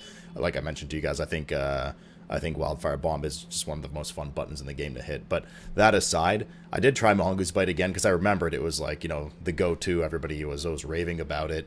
It was awful to play because my haste was so low. I think at the time Focus Gen was bugged too or something. Yeah. And it was just it was literally impossible to pool and maintain properly. So now on single target, I believe my memory serves. Especially if you have Necrolords for Death Chakrams and stuff like that, Alpha Predator, with focus being fixed, it's I think tip just ever so slightly pulls ahead, or they're close enough that you can sort of pick and choose, and that's with maybe suboptimal gear and stuff, right? You want haste, In BFA, you only needed like 12% haste for Mongoose Bite just to be playing better than the other two options, but the other two options have gotten buffed, so it's not exactly the same case. Have you ever hit a 5-stack Mongoose Bite? No, only a 3-stack Raptor Strike. So Oh, you're missing out. starting my friend. animation is And very it's here. similar to Raptor Strike, let me tell you. And as you progress along, there's almost like a very literal vertical progression with like how you hit. So you start sort of hitting to the side. A 5-stack Mongoose Bite, your character jumps in the air and slams your spear into the dome of your enemies Yeah, with an amazing sound effect associated with it. Let me it's tell a you. dynamic animation. It feels really rewarding to hit. It has like impact, and then you have to switch to Raptor Strike, and it just feels unimpressive to use. Fair enough. So, and I guess maybe the main argument is it's maybe in a similar boat of like Echo of Elements, where it's just from a conceptual standpoint, like a design standpoint, it's just so much superior than Raptor Strike that not having it, like once you get used to it instead of that, not having it just feels terrible. That's basically. fair. Right. So Right? It's just that good. And then if you have Mongoose Bite baseline and the Mongoose Bite Fury, or the Mongoose Fury stacks baseline with it as well, it opens up a lot of really nice interactions because talents can now start incorporating this stuff. We could get conduits, we could get legendaries. We can talk about that later. yeah, Go ahead. but Doolb. just the main point is, for 2 years of BFA, Mongoose Bite had 97% or higher pick rate, and if nothing changes in the next couple weeks, I foresee Shadowlands also having a 2 years straight of 97% pick rate. And I feel like, if you're at nearly half a decade of a talent always being chosen, like, Echo of Elements for Shaman, at that point it should just be made baseline, Right. Yeah. I believe, Balance Druids and Fire Mages had a talent similar to that was made baseline in Shadowland Dev. Maybe Blizzard will surprise us all and make Mongoose Bite baseline. True. On the other hand, maybe they won't. Yeah, I mean, that's what I expect. Yeah. I mean, for your sake, I hope they do. Don't get me wrong. Like, you can't kill hope, right? Right. However, at what point though do you consider that it's not that Blizzard or the devs are perhaps overlooking this, rather that it's by deliberate design that they don't want to add further complexity to survival baseline, right? This is going to be, what I'm about to say is obviously super subjective. Some things come easier to different people, etc. I do think survival's a bit more of an involved spec than some other melee specs like Havoc and Outlaw as examples, and a bunch of others. I do think to play survival well at a higher level, it seems that there's a bit of involvement, right? So I wonder at what point, do you guys think Blizzard just says, okay, they have enough right now. There's already kind of a barrier to entry for players to learn to play survival properly in a population that is, I would say, probably not the highest representative population of the different melee specs out there. Do you guys really want that extra layer of baseline complexity? Do you think that might be daunting for new players to have? I feel like Mongoose Bite and BFA, compared to the Legion iteration, it's not as complex as people make it out to be. Okay. Absolutely. Yeah. It- If I could...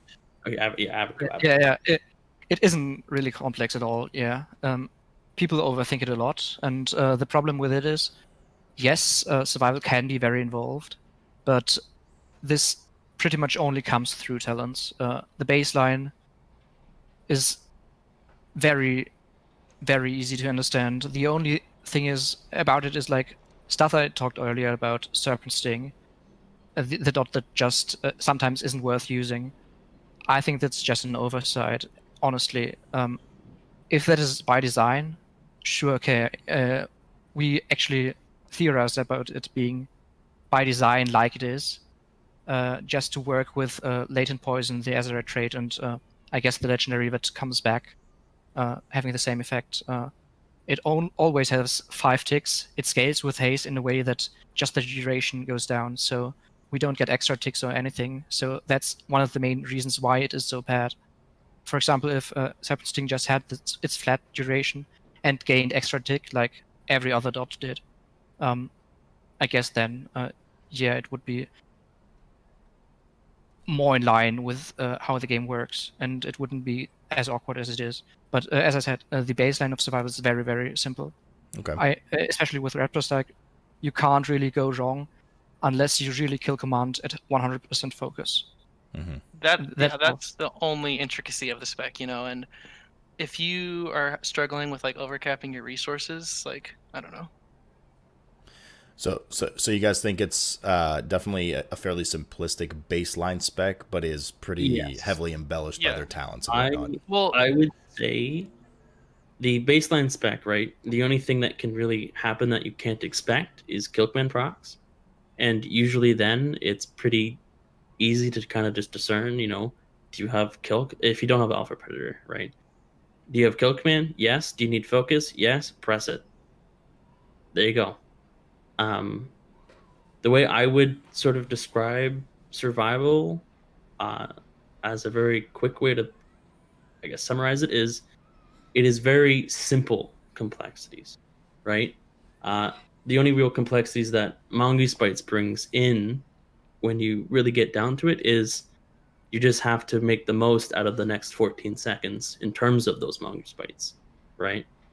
Because again, baseline with just Mongoose Bite in mind, you're only having to worry now with kill command procs and trying to maximize the amount of Mongoose Bites you get. So, how do you do that? Start with high focus and end with low focus. Right? Yeah. Is that complicated? I don't really tend to think so.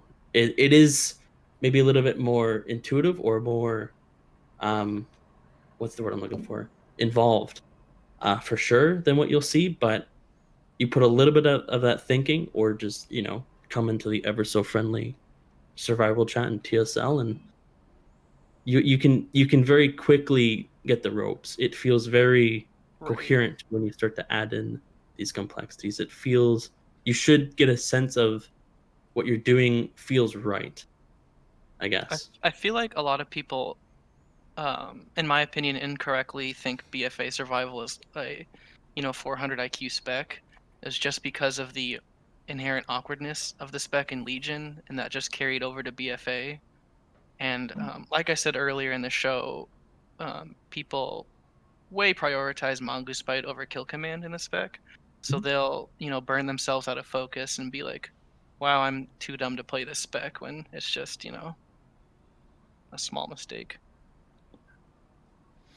Yeah, basically, the one thing about survival, it doesn't have a core single target mechanic, basically. It just uses kill command and, Raptor Strike. I guess you use the bombs and Serpent Sting somewhat, but it's really not mechanically difficult. You just use some abilities. AoE, on the other hand, you have the Carve and bomb cycles, where Carve reduces the bomb CD. I think it's one mechanic and it's enough. The same would go for like the Mongoose Fury window. You would have one core single target mechanic, and that's enough. I don't think you need to make it much more complex, but it's a lot more interesting, I think, if you do so. Okay. Survival is, especially when you start adding in the talents, Alpha Predator, Wildfire Fusion, Mongoose Bite, they each add a level of complexity to the spec, but that level of complexity individually isn't a lot. So if you're just like switching to it, it can definitely be a lot to take in, but you spend 30-40 minutes on like a training dummy, you're fine. You know what I mean? Okay. You should begin to understand the main idea of what you're trying to do, as you kind of have to use your whole toolkit instead of just prioritizing, one ability or this ability, right? I think you slightly overestimate your general WoW player sometimes. I'm not gonna lie. I feel I probably do. It is honestly hard to say. I've played the game for a very long time, and I can definitely admit that I may be a little separated from the general WoW audience for sure. But I guess for me, I see it and go, yeah, that's easy, but maybe for someone that's new to the game, I can definitely understand why they could go, oh my god, what am I doing with the spec, for sure. That being said, I need to go to the bathroom if you can excuse me for a second. Yeah, go for it. Yeah, I mean, I think the biggest thing is, you know, as survival kind of like, you know, guys that have a lot of experience, experts, etc. It's easier to be like, oh, this interaction is not that bad. I think it's even for me to this date, right? Like for everybody, it's hard to really take the scope of what your average new player to WoW is like, Right, especially if right. you haven't played. Like if you haven't experienced all of the other melee specs, all of the other DPS specs, and to kind of everything exists relative, right? To put survival relative to the other specs and its complexity or simplicity, whatever it may be, it's tough to do. I do totally understand what you guys are saying. Baseline survival is really nothing crazy. But beyond some of the other specs we've seen, I think survival, I don't want to say the most, but definitely gains a lot of complexity, relative complexity through talents and stuff. Like it certainly alters its play a fair bit, or at least makes you have to look at a few things a bit more. Right, like Wildfire Infusion, you know, if you pick that, you're gonna have to think ahead. But, and you're correct. Like we're saying this from the perspective of people who like, you know, play survival all the time. But that's why personally my ideal would be to add a very small Fury window effect to the baseline Raptor Strike. Okay. Like it's not gonna make or break your damage output if you completely mess it up. Like but it mini just is mongoose, basically. right, like Yeah, basically. So let me pull up the exact mongoose spike coefficient because I don't know what it is off the top of my head. Okay. Should be like 25, I think. Yeah, so Raptor Fury, you know, hypothetical speaking, the Mongoose Fury window is 14 seconds, so the Raptor Fury window could be, you know, 20 seconds, and it could only stack to 3 times instead of 5 times, and it would be like a 5% buff, you know, just a really small thing to get, you know, people's toes wet. And that way, you know, you can start opening up the design space to interact with the Fury window like that. Okay. Fair. Yeah. I mean, I don't, you know, I can't agree or disagree. I think you make a good point. I got you.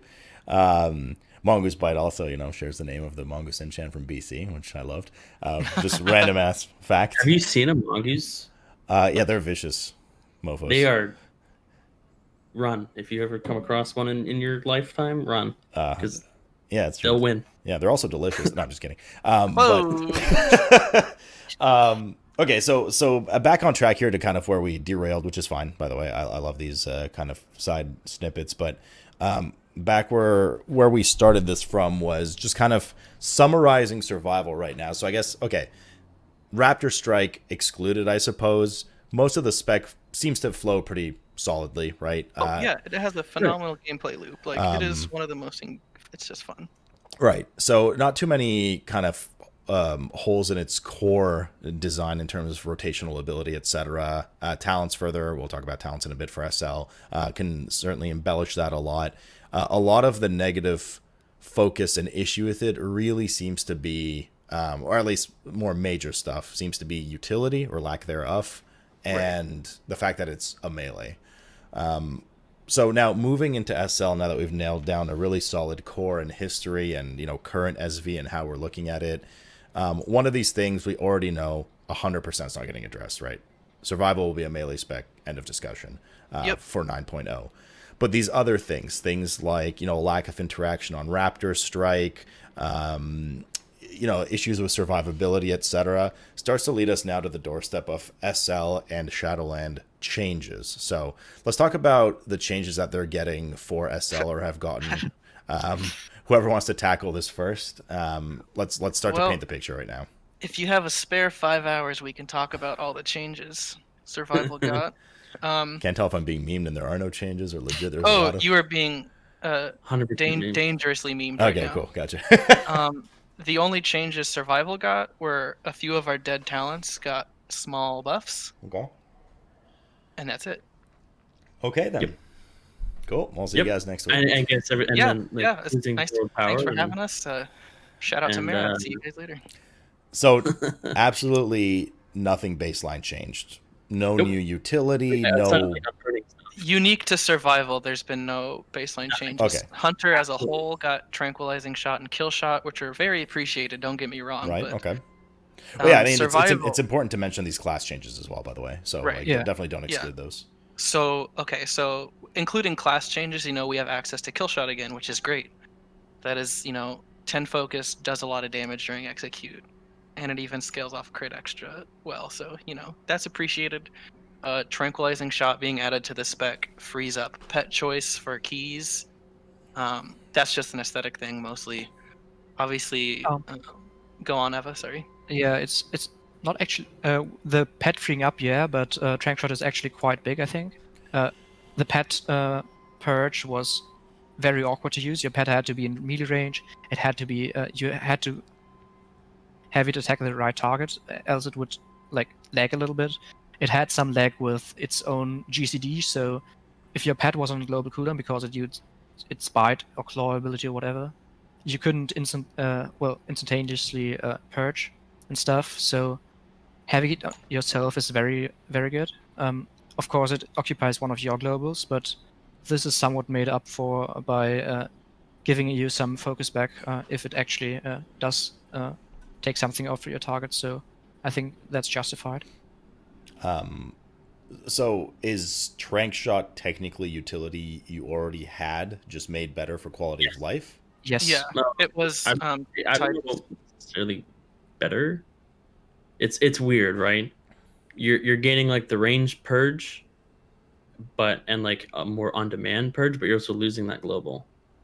Well, And- the global loss is like it's kind of whatever. Not exactly, but it's just 5 focus off your kill command. So if you need something to purge, you aren't actually losing so much, unless of course you are you wasting the focus you gain. But yeah, that's basically it. Okay.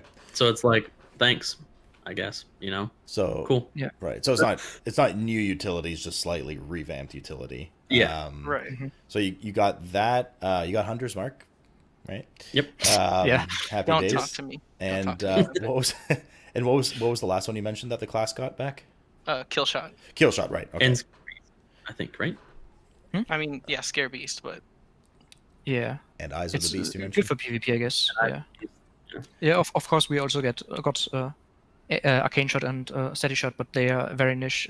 Have very niche uses because of weapon swapping that we need to do to use them. So yeah. Right. So those are, I mean, largely useless for survival. Yeah. I'm gonna Basically. guess. And of course, none of these, as you guys mentioned, were anything for survival specifically. Nor did anything rotationally change for you guys, pretty much at all. In terms of, like we just had a discussion about, Raptor Strike lacking any kind of interaction baseline. That didn't change at all either, right? correct. No. The idea of our rotation stays the same. Yeah. Okay. Our priority system's still the same. Press Raptor Which Strike. isn't Press necessarily command.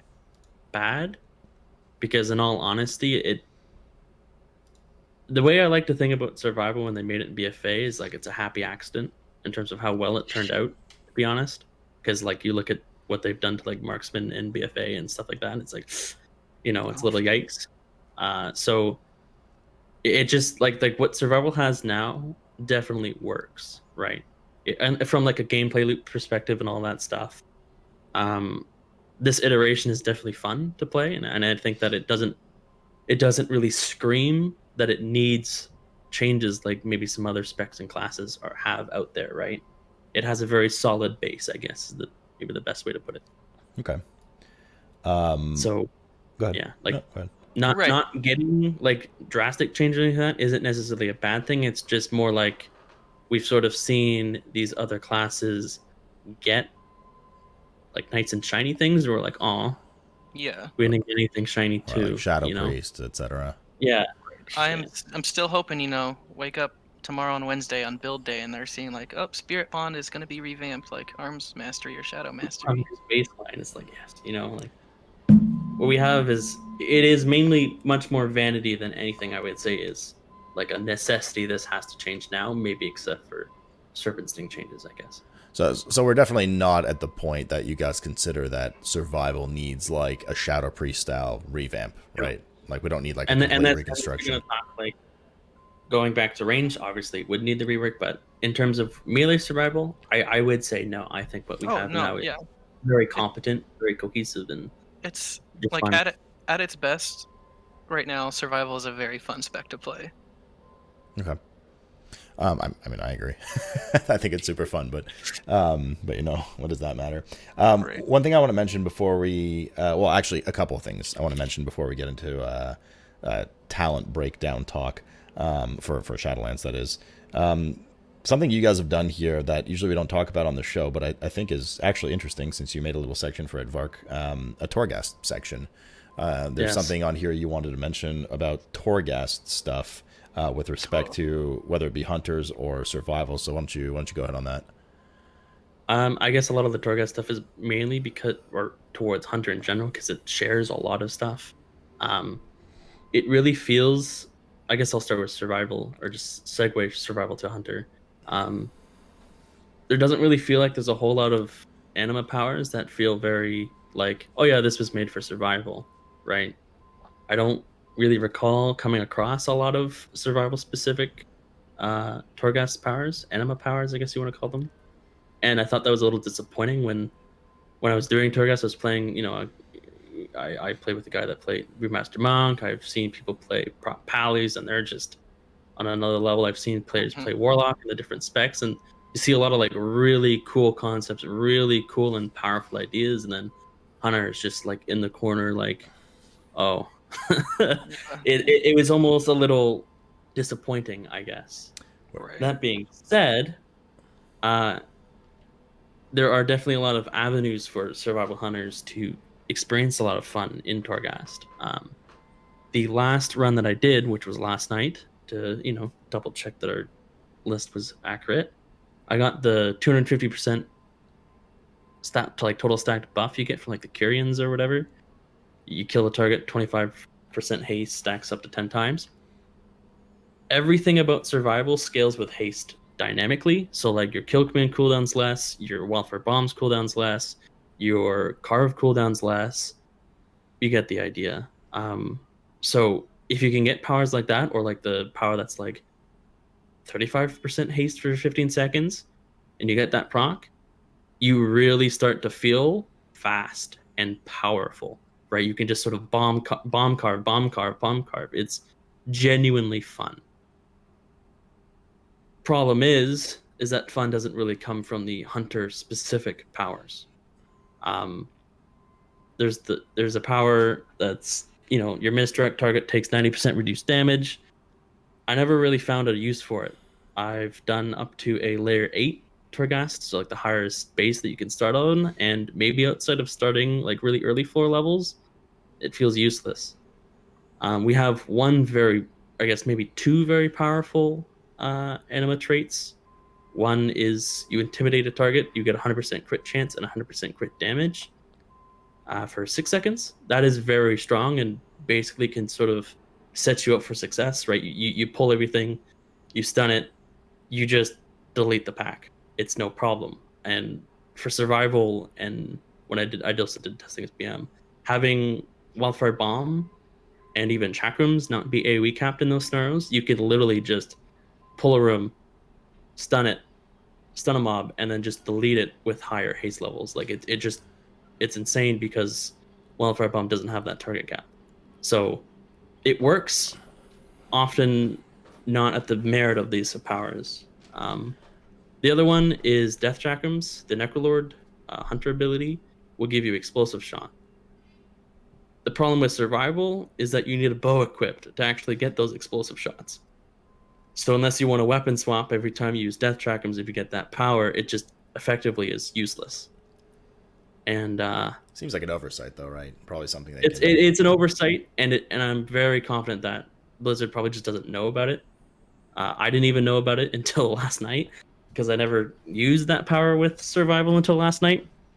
So, I'm sure stuff like that will just get fixed, but nothing really stood out a whole lot from Torghast with the other covenants I did.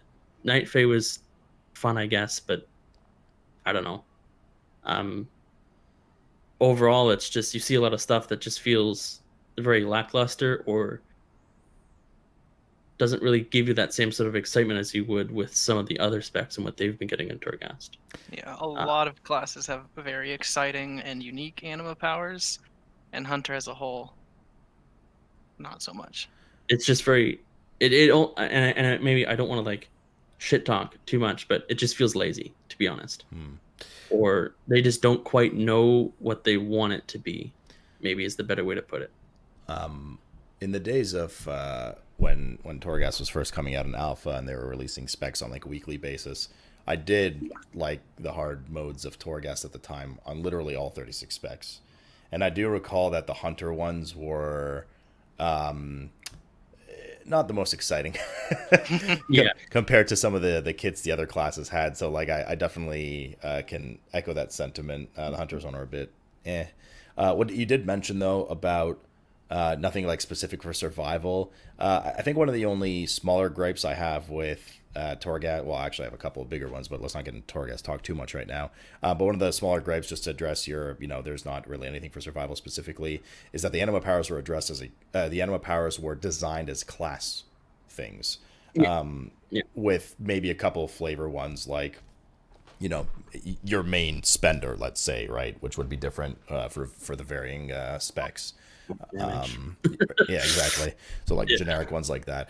Hopefully it's something. I just don't think they literally have the development time, or they don't want to pour the resources to then add an extra 20 anima powers per spec as well, or 10 or whatever. So hopefully maybe like 9.1, 9.2 we see that kind of stuff. But that's probably why I didn't see too much survival stuff. That being said, though, also what you mentioned that I wanted to talk about, one of the two other things right now, a hot topic for sure, is the AoE capping, right? Something that especially, so kind of moving out of Torghast back to SL generics here, something that has definitely got the eye of a lot of people talking about it, and is something that in some ways survival actually has a nice advantage with, a pretty big advantage with, because Wildfire Bomb is not capped. I think the only cap thing you have is Carve/Butchery, right? Right, and that at 5 those cap. abilities only exist to reduce the cooldown of Wildfire Bomb, Yeah, especially. so I guess maybe if that's your question, I'll go if there's more to it. It's more, how does where on the totem pole of getting really screwed or actually having benefit because others are getting screwed with AoE caps, where on that totem pole does survival lie right now? I mean, so yeah, I guess you can go ahead and let all. I mean, I was just gonna say, Wildfire Bomb completely uncapped. One of our legendaries, Wildfire Cluster, also completely uncapped. It's like just making notes to send Ian here. Go ahead, yeah. I mean, but yeah, like Wildfire Bomb uncapped, Clusters uncapped, Chakrams uncapped. We're pretty good when it comes to, uncapped AoE. How relevant that'll be, that's to be seen. Yeah, so basically, Doolb basically got it, but it depends on how well we scale, I guess, in terms of stats in general, in terms of primary stats, and how impactful having that uncapped, like truly uncapped AoE can really be, right? I haven't done a whole lot of Mythic Plus testing on the beta. It's just I don't really like Mythic Plus that much. So I kind of avoid it, but I haven't seen it quite yet. But there's always that possibility that we talked, I think, before the show about the quirkiness of Wildfire Bomb and its tendencies to work a little bit differently than what you'd expect it to, right? I think, it being able to hit targets that are above you could be potentially beneficial. It's usually harmful, though. Its ability to hit targets that aren't exactly meant to be hit. During BFA Season 1, you could cleave explosive orbs with Wildfire Bomb without actually targeting them, and you could hit the relics of the Crucible's first boss, the Cabal boss, without them supposed to be being hit at all. And in terms of, is there anything that could happen that could benefit survival? Additionally, because of these weird quirks of the ability of mainly the cone effect to it, it's kind of yet to be seen. It even really hasn't really been seen too much outside of that first season where explosive orbs were being cleaved. But it all depends on how do the numbers look, and are those numbers, and is that potential to not just do uncapped AoE, but to have the misdirect to give the tank that threat of that uncapped AoE strong enough to convince people to play survival, to give that chance in Mythic Plus. Is it stronger than what other classes buffs or debuffs or utilities can provide? I mean, we can't really see until it comes out now, can we? Yeah, I mean, I've done a ton of M plus so far, and there's definitely, oftentimes, just the aggression you have in some of the keys, you definitely want to be pulling more than 5. So having that uncapped wildfire has been really nice. What are your thoughts, Ava, on the cap? Well, the no cap really for survival. Yes, definitely on the strong side, I guess. Our bombs got buffed to the initial hit. We got rank 2 bomb with Shadowlands. So, yeah, it has a little bit more burst, I guess. The problem, I guess, is that it right now still has a bug that doesn't work with Shrapnel Bomb of Wildfire Infusion. The other two are fine, just this one blue bomb. Rank 2 just doesn't work, but yeah, uncapped AoE is definitely something that I think is, well, great to have. It remains to be seen, as Vark said, how big it will actually be if maybe the damage is, well, worse because of it, on like 5 targets or whatever, and it only really scales with the many mobs. But yeah, that's basically it. Okay. Doolb, anything you want to add to that? Or? I guess maybe right now, just because I was reading the survival chat, they're watching. The blue bomb, shrapnel bomb, isn't actually affected by that damage increase quite yet. That initial hit, it hits less than the other 2 bombs, which is a bug. So by how much? Like how much percent are we talking? So Wildfire Bomb gets a rank 2 in Shadowlands that increases all the damage by 25%, including the dot portion. Yeah, it's just a flat 25% buff to Wildfire Bomb. Really significant. One of my favorite changes, but it doesn't affect the initial hit of shrapnel. It's just a bug. Okay. Yeah, it's a bug. It's not intended. Yeah, but worth mentioning, I guess, because sure. Blizzard, please. In terms of, and maybe just to set an add-on, I don't know if a lot of higher-end players even recognize that Wildfire Bomb had the uncapped ability. I remember seeing a tweet come out from Limit Max of like a tier of like AoE and stuff like that, and when he saw survival, they didn't even like mention Wildfire Bomb or Chakrams. So that's why I guess I decided to give a little bit more in-depth look or talk about why those abilities are impactful. In terms of Carve and Butchery, they don't really serve to do damage, and they've already were capped at 5 seconds of CDR. So the 5 target cap on them is basically negligible. Okay. So we didn't really get hurt that much, to be honest. It's rare to find an uncapped, non-diminishing AoE like Wildfire Bomb. Yeah. It's actually very rare. Usually anything that's uncapped either diminishes like square root or has like a drops off a soft cap after 2, 3, 4, 5 targets, something like that. So could be something in your adventure wheelhouse. Now, unfortunately for raid, you don't often get too many raids where there's just constantly crazy amounts of cleave. Obviously the one that most people are referencing or that you think of when you say that in order to counter what I just said is the Kael'thas encounter coming up in Nathria. Yep. But that's really the only one, and it doesn't happen very often. I guess it's more of like a gear towards M+, Torghast world content, maybe that this AoE cap will come into play. But could have its advantages. The brother and or sister to this issue is not an SL native thing, is something that is near and dear to me and is an ongoing war, and it's starting to move in the right direction. The GCD stuff. How, if at all, badly is survival affected by GCD issues? From what I've seen, probably nothing too bad. Like, it's just more like a convenience thing. Would be nice if this was off GCD, but I don't think you guys have issues to the level of Ret and Unholy to a certain extent still with downtime and GCD pushing. I would say no. Yeah, it's not a big thing at all. The same thing. Basically, when they removed our cooldown coordinated assault from the GCD, even is not a big deal. Like, I personally don't really care a lot about it. You have like this extra global during the duration, so yeah, that's nice, but otherwise it really doesn't do a lot. The one thing that, well, as talked about earlier, would be nice of the GCD is Hunter's Mark. But that's it, basically, for me. Maybe someone else has other ideas, but yeah. Personally, I think Blizzard should definitely. It feels so long, but I want to say I'd like to see an offensive GCD shared cooldown and a defensive GCD shared cooldown. So, I press exhilaration, I don't feel bad that my damage now suffered, even if that a little bit. Or like you press your traps, right? Traps can be pretty important to use, and using that GCD like that, especially when you start to consider like Soulforged Embers, and just a lot of the complaints of just using back-to-back utility abilities for damage just didn't really feel good.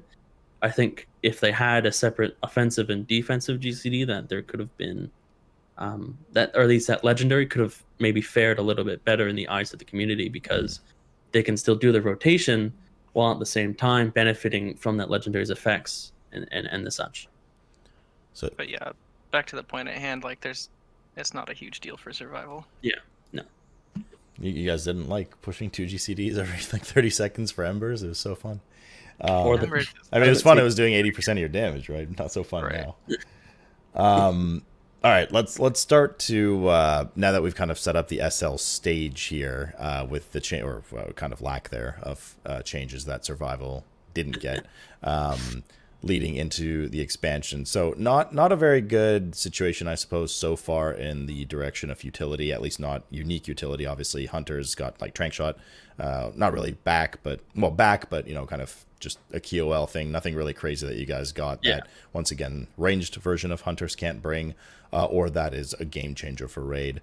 We're trying to, like, wherever we can, carve out little niches right now for survival. Oh, uncapped AoE, good for AoE burst. Stock up 2 charges of wildfire, etc.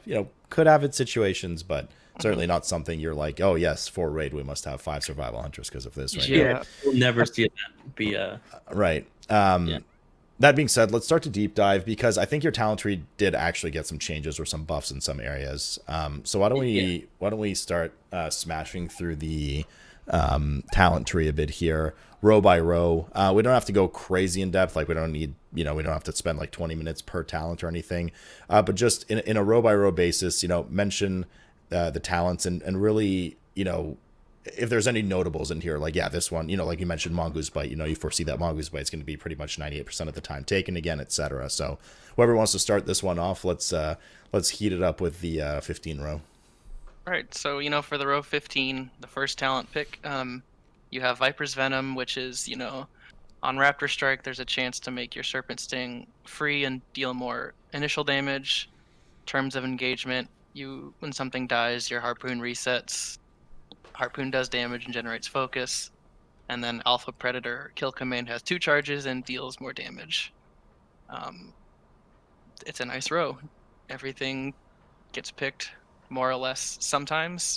Typically it's Viper's Venom or Alpha Predator in BFA. I see that happening in Shadowlands as well. Yeah.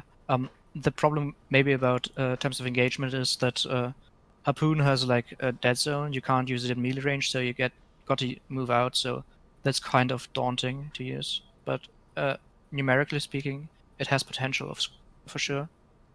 Like, even have trying to be a fate. Yeah. Like potential.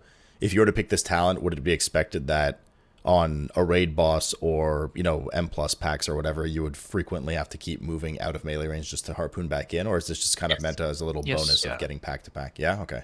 Yeah, you'd have to definitely use it on cooldown, but yeah. So I don't know how much you really want to talk about. It's like survival hunter momentum gameplay. Oh god, no. Yeah. Whenever you sim it sims assuming you don't even get a reset, and right now it's competitive. So okay. Right, and because of our really ranged toolkit, like ranged, we can cast from ranged. Basically, you can sort of set yourself up where you can leave melee range at the same time you couldn't like Raptor Strike. So you might miss like an auto attack, but like you can still do your whole rotation. It's definitely not the end of the world, to shuffle out of melee range to use Harpoon. Not as nearly as bad as the other. Harpoon is all GCD, right? No. No, no. I could have sworn it was. No, It's like it wasn't during. it's actually I literally just GCD. pressed it. It's definitely off GCD. Yeah. Yeah. I think it shares something with disengage. Maybe I'm not. Yeah, It shares a half GCD with disengage, but it's off Yeah. the global. Yeah, Yes. exactly. Okay. Like you can harpoon and bomb at the same time, or harpoon and serpent sting is usually like that's your if you were to like say an opener, that would be your opener kind of thing. Okay. You can press two buttons at the same time with it. Do you want us to like maybe give like feedback of how we can make it better here? Yeah, absolutely. Yeah, this is So- the talent deep dive part. So hit it up. For terms of engagement, the bare minimum they could do is just put a condition that when it at least resets, you can just cast it in melee range, or just the talent now lets you cast it in melee range. It would be serve no purpose than just quality of life. That's all I really have for it, to be honest. Alpha Predator, it's great. what can I say? And then Viper's Venom, you either see it used really early on or really later on when we sort of get when we don't have like the haste values we typically want to see.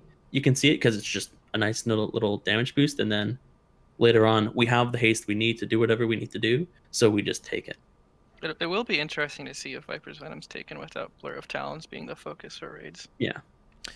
In terms of engagement, do you need to land the killing blow? No. On the target. Nope. No. This is another thing that's a little quirky. You don't have to tag it at all, so it just needs to be like group tagged. Sometimes you don't even need to be in the group, and sometimes friendly targets will refresh it as well. Yep. Yeah. So like if I remember in BOD when I used it, an ally would die on Gronk, and I'd get a reset. So it's there's definitely some weird conditions to it. I don't know how much of those conditions stand today, but it has a history of being a little weird. Aren't you worried that since it's off global cooldown, if they were to QOL eliminate the min range, you would literally just macro it into all your abilities, right? Like you could, but it is really useful for its distance that it can give you, right? Okay. Like you can clear 50 plus yards in a global. Also, And if- oh you go on. yeah, the problem about harpoon is that large hitboxes you usually have one point where it gets you to. For example, N'Zoth, it would get you right where you drop the pools, so you just die. Basically, you wouldn't want to use the talent there, but if you macro it to every ability, you would have separate macros for the boss itself, so you don't harpoon there. So I guess if it stays like that and in melee range doesn't, well, if we change it to melee range usable and you don't move, even if it's a large hitbox, then okay, sure. But then the problem exists. But otherwise, it's just a risk that I would say is too big to macro it. So I guess that's It's natural hindrance on that. It's Any dangerous to boss use, that and could if you macro it, you're gonna waste focus too. Yeah. Would you guys like to see harpoon be redesigned a bit like grapple hook for rogues, where you target an area on the ground that you No. harpoon to? No. No? Ooh. Nah. I like it being used. Like I love grappling hook. Don't get me wrong, but something about harpoon just hits Also, different. I guess just because we're on the topic of harpoon, it doesn't really handle verticality very well, or things that are not directly underground.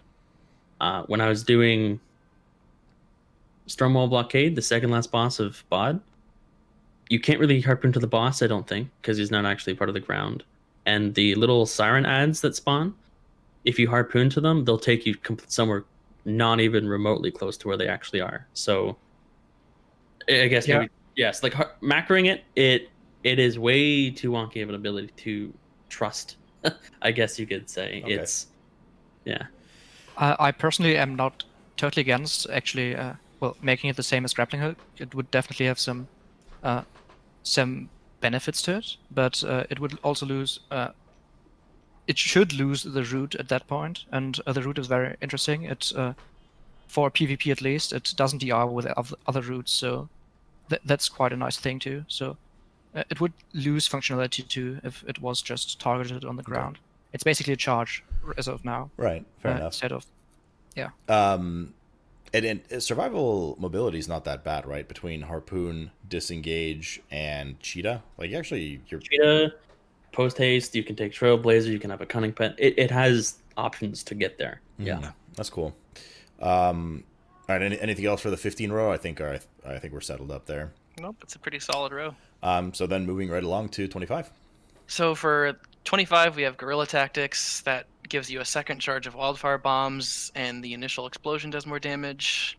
Hydra's Bite makes Serpent Sting fire 2 arrows. Additionally, Fires at 2 additional targets near you, and the damage over time is increased. And then Butchery it replaces Carve and turns it into a 3-charge system and a circle around yourself instead of a frontal cone. My biggest problem with Hydra's Bite is the other targets have to already be in combat with you. It's not going to target things that aren't in combat with you. or just in Yeah. combat in general. Yeah. The targets have to be in combat for the. So like you can't, if you pre-pull a Serpent Sting, you only get 1 instead of the 3. I guess is. Isn't that maybe a good thing though? So you It- don't like pull I random think stuff it and is then plus. ultimately a good thing. Well, It's just you- annoying. Yeah. In general, you wouldn't, I think, pull random stuff because the range isn't actually too high. So usually, the mobs that are hit should be connected as a pack anyways. Okay. Uh, Well, yeah, I it's just like in the case of like it's like a neutral mob or something. I think the good thing about it is I'm not 100% sure. But it I think doesn't break traps that way, which is I think a good thing, as long as I'm correct. I'm not 100% sure on that, but yeah. So Um, it's just kind of like a QOL pain in the butt kind of thing. You have to wait for the Yeah. tank to literally You pull, have and then to, a second later do your Serpent Sting kind of Right. thing. Yes, basically. Okay. With that talent row, Guerrilla Tactics is picked significantly more than the other 2. It just dominates. Yeah, has single target implications. It's got AoE implications. It's just a good talent. Is that Yeah, just basically, Go ahead. Sorry. basically Hydra's Bite has the problem that it relies on either having the cleave of the 3 targets or something else that makes Serpent Sting that, as we talked about, is a bad dot better, like maybe a latent poison or something, just to make it more useful.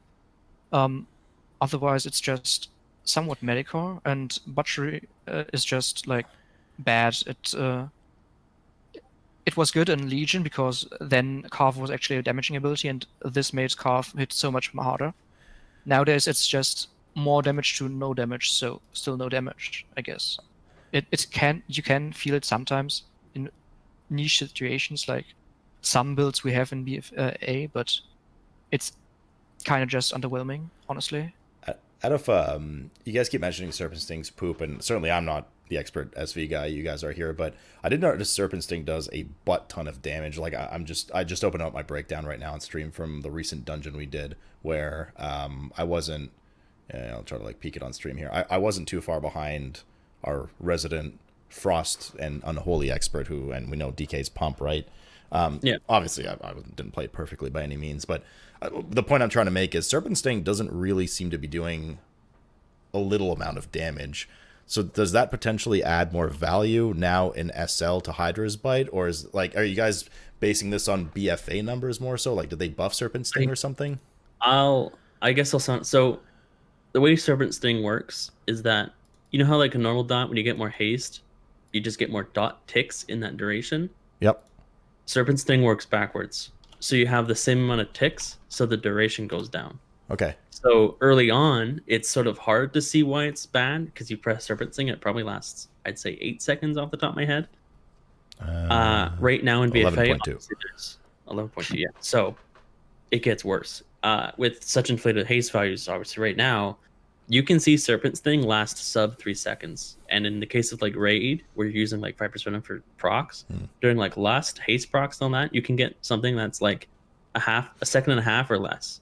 Yeah. Oh, okay. So Simon's it's really good Serpent Sting is- DPS. The DPS is still there. The problem is that now instead of replacing it every 11 seconds, you're replacing it every 3. And that's 20 focus every 3 seconds.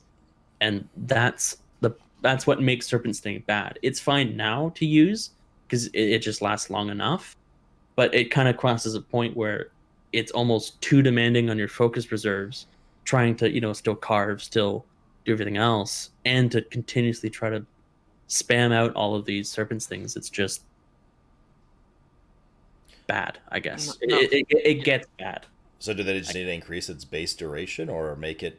They just need to make it work like a normal dot. Okay. Basically, yeah. Like, just please, like, it's cool. It's really unique about it, right? Cool concept, poor execution.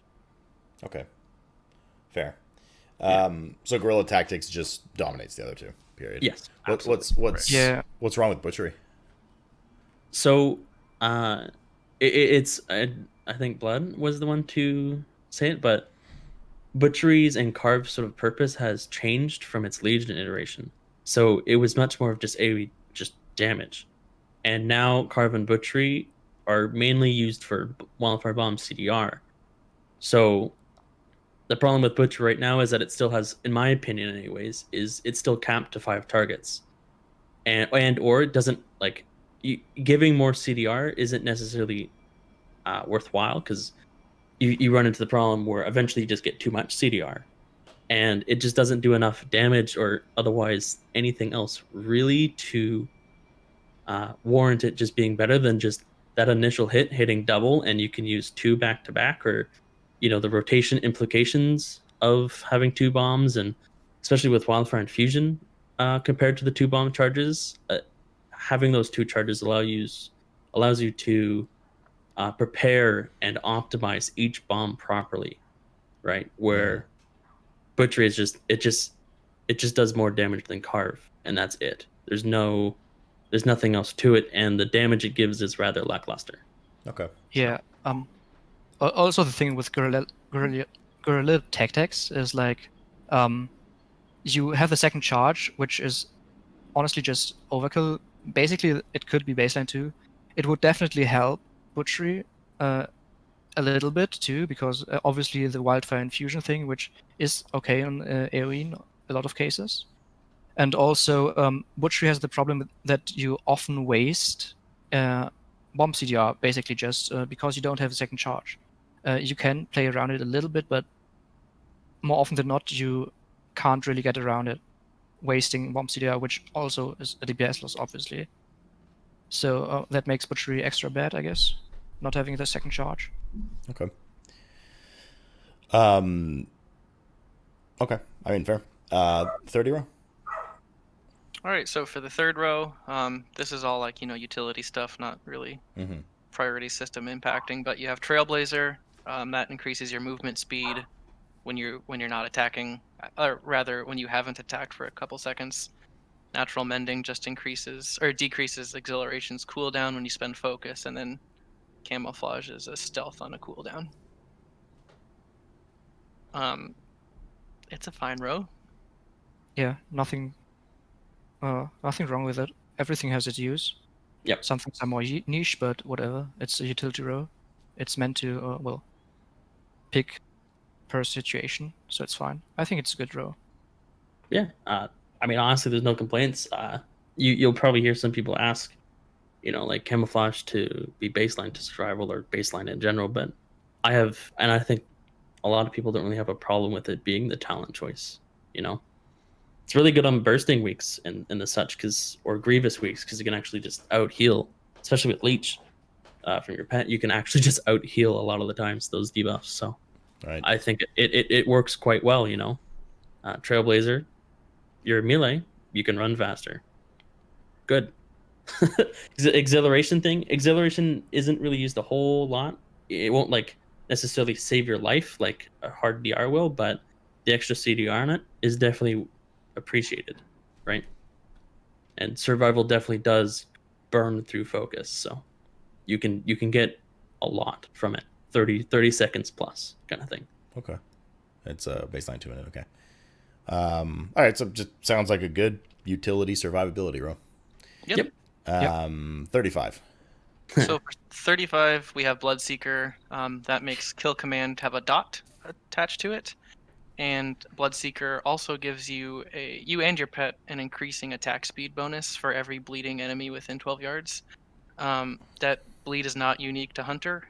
Literally any bleeding enemy will give you that buff. So Prot Warrior, Guardian, Feral Druid, Mutilation Rogue, that jazz. It's It's one of the talents that's picked, 97% of the time. Steel Trap, it's a damage trap. It does a lot of single target damage and roots the target. And those are the only talents on that row. Yeah. Yeah, okay. We'll just sweep that one under the rug.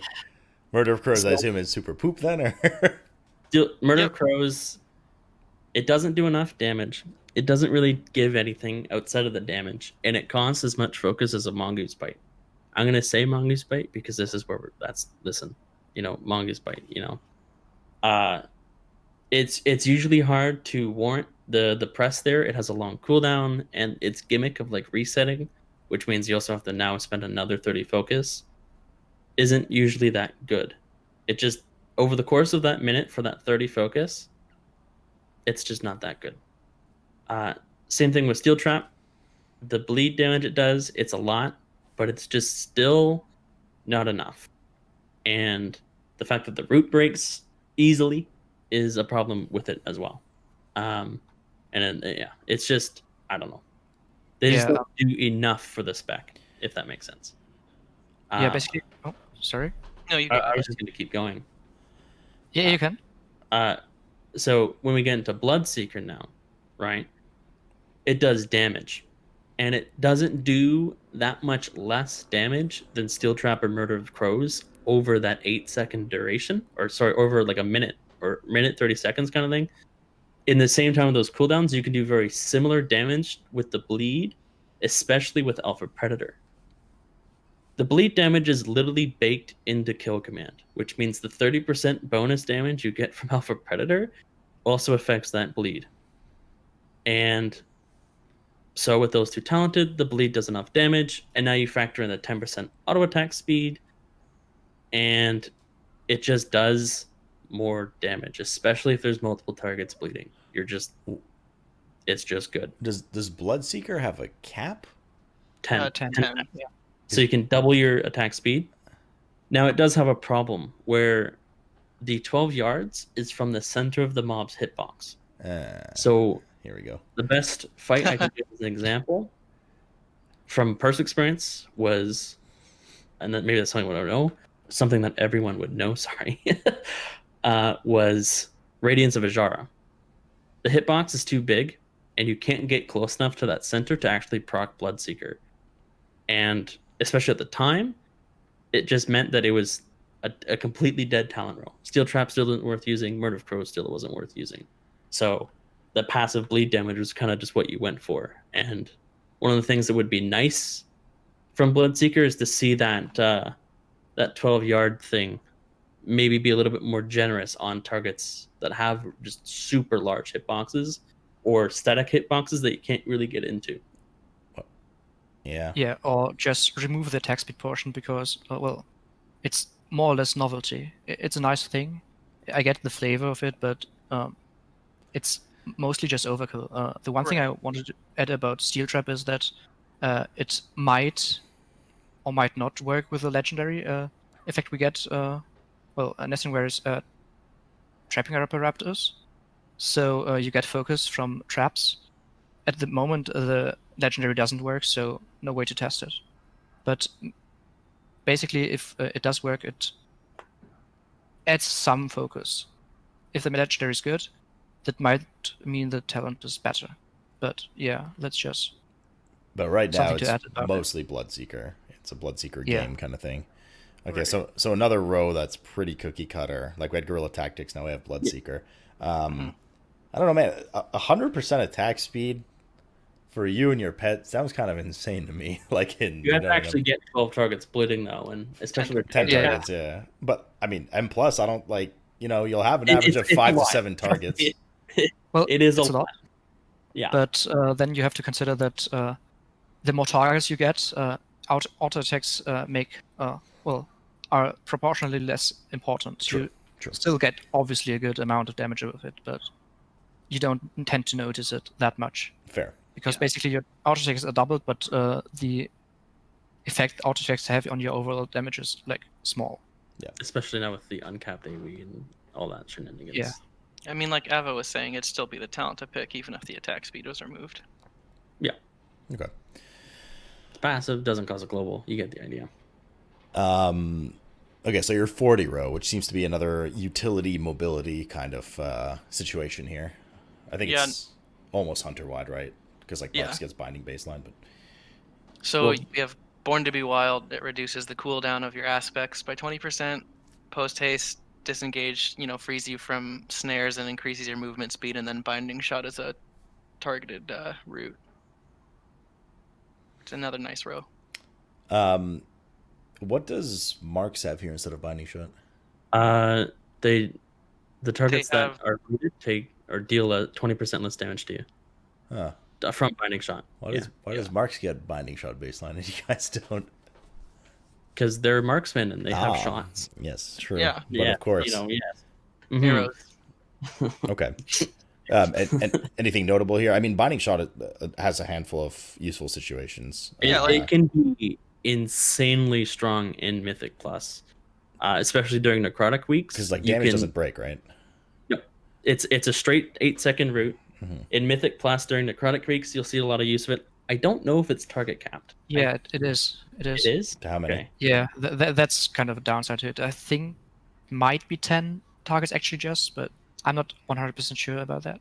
It for sure is target capped. Like, yeah, all the talents in the row are useful. I mean, Born to be Wild. If you take that and the Call of the Wild legendary in Shadowlands, like your aspect of the eagle only has like a 54-second cooldown. Your aspect of the turtle and cheetah have like a 1.8-minute cooldown. So There's some uses there. yeah, But that's another. You'll typically see post haste. The movement speed you get and the route clear, like it's just too good. You know what I mean? Mm-hmm. It's just way too strong, or rather, way too convenient. But Right, it's not too strong. Don't nerf it.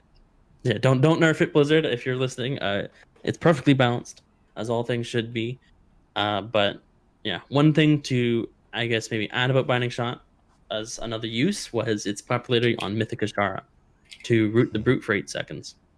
So it definitely has those uses in raids as well, although kind of rare. So Hashtag Yeah. root the brute. Yeah, I mean, we used that too on progression. It was very, very strong for sure. Yeah. An 8-second immobility, unbreakable route. route is pretty huge. So I guess that's one utility that could see some action, right? Kael'thas once again comes to mind. Who knows what'll work there? It depends. I remember trying to use it on raid testing, but I honestly cannot remember the impact that I had when I was testing. Mm-hmm. Unfortunately. Okay. 45 row. We've got a bit of a sneak preview for this one already, but let's dig in. So 45, you got Tip of the Spear. That makes Kill Command increase the damage of your next Raptor Strike, stacking up to 3 times. Mongoose Bite, we talked about pretty extensively earlier in the show, but just to reiterate, it gives your character a buff that increases the damage of your next Mongoose Bite, stacking up to 5 times. And then Flanking Strike is a on-use ability that you and your pet charge to a target, deal a pretty good amount of damage, and restore 30 focus. As mentioned, Mongoose Bite is pretty signature for the survival spec. Once you get past pretty low haste, you're probably just going to take it all the time anyway, but Tip of the Spear and Flanking Strike did both get buffs moving into Shadowlands, so it's not as dead of a row, but, haste and survival. Yeah, like once we start getting higher haste levels, you'll just see Mongoose Bite dominate the row once again. And it's just conceptually, it's amazing. What can I say? And there's a lot of really good ideas of how you can, if that ability was baseline, to sort of further the strength of other talents or start really implementing some really cool and unique and interesting ideas to the spec. So, Mongoose Bite, it's at the very if Blizzard is very adamant about not changing it, it's that end goal talent. It's the carrot on the stick that we chase to get to, so to speak. Tip of the Spear, there's not really much to it. It's kind of hard to hit the 3-stack cap on it in actual play, maybe outside of like AoE scenarios, but it's just kind of there. Flanking Strike, kind of the same thing. So long as you aren't going to focus cap using it, you might basically just use it on cooldown. The little bit of leap or like the little jump it gives you is nice, I guess. So what I'm getting is basically Mongoose Bite ultimately will probably be the 98% go-to, but it's going to take a bit longer to get to that point because the other two were buffed. Take a Kind bit of, longer insofar as you're not going to pick it, the first week of Shadowlands. So is Yeah. there like a haste break point we're talking about here? I And only BF remember the BFA one. It was and- 12%. Yeah, in BFA, once you pass 12%, Mongoose Bite was the one to go to. And what did they get buffed? But like, I don't even remember what tip was. Tip was 20, now it's 25. and then flanking strike might got a 40% damage buff. Yeah, something like that. So if I had to eyeball it, just like roughly, I'd say I could see it even being like you get 18% haste. It's just Mongoose Bite, to be honest.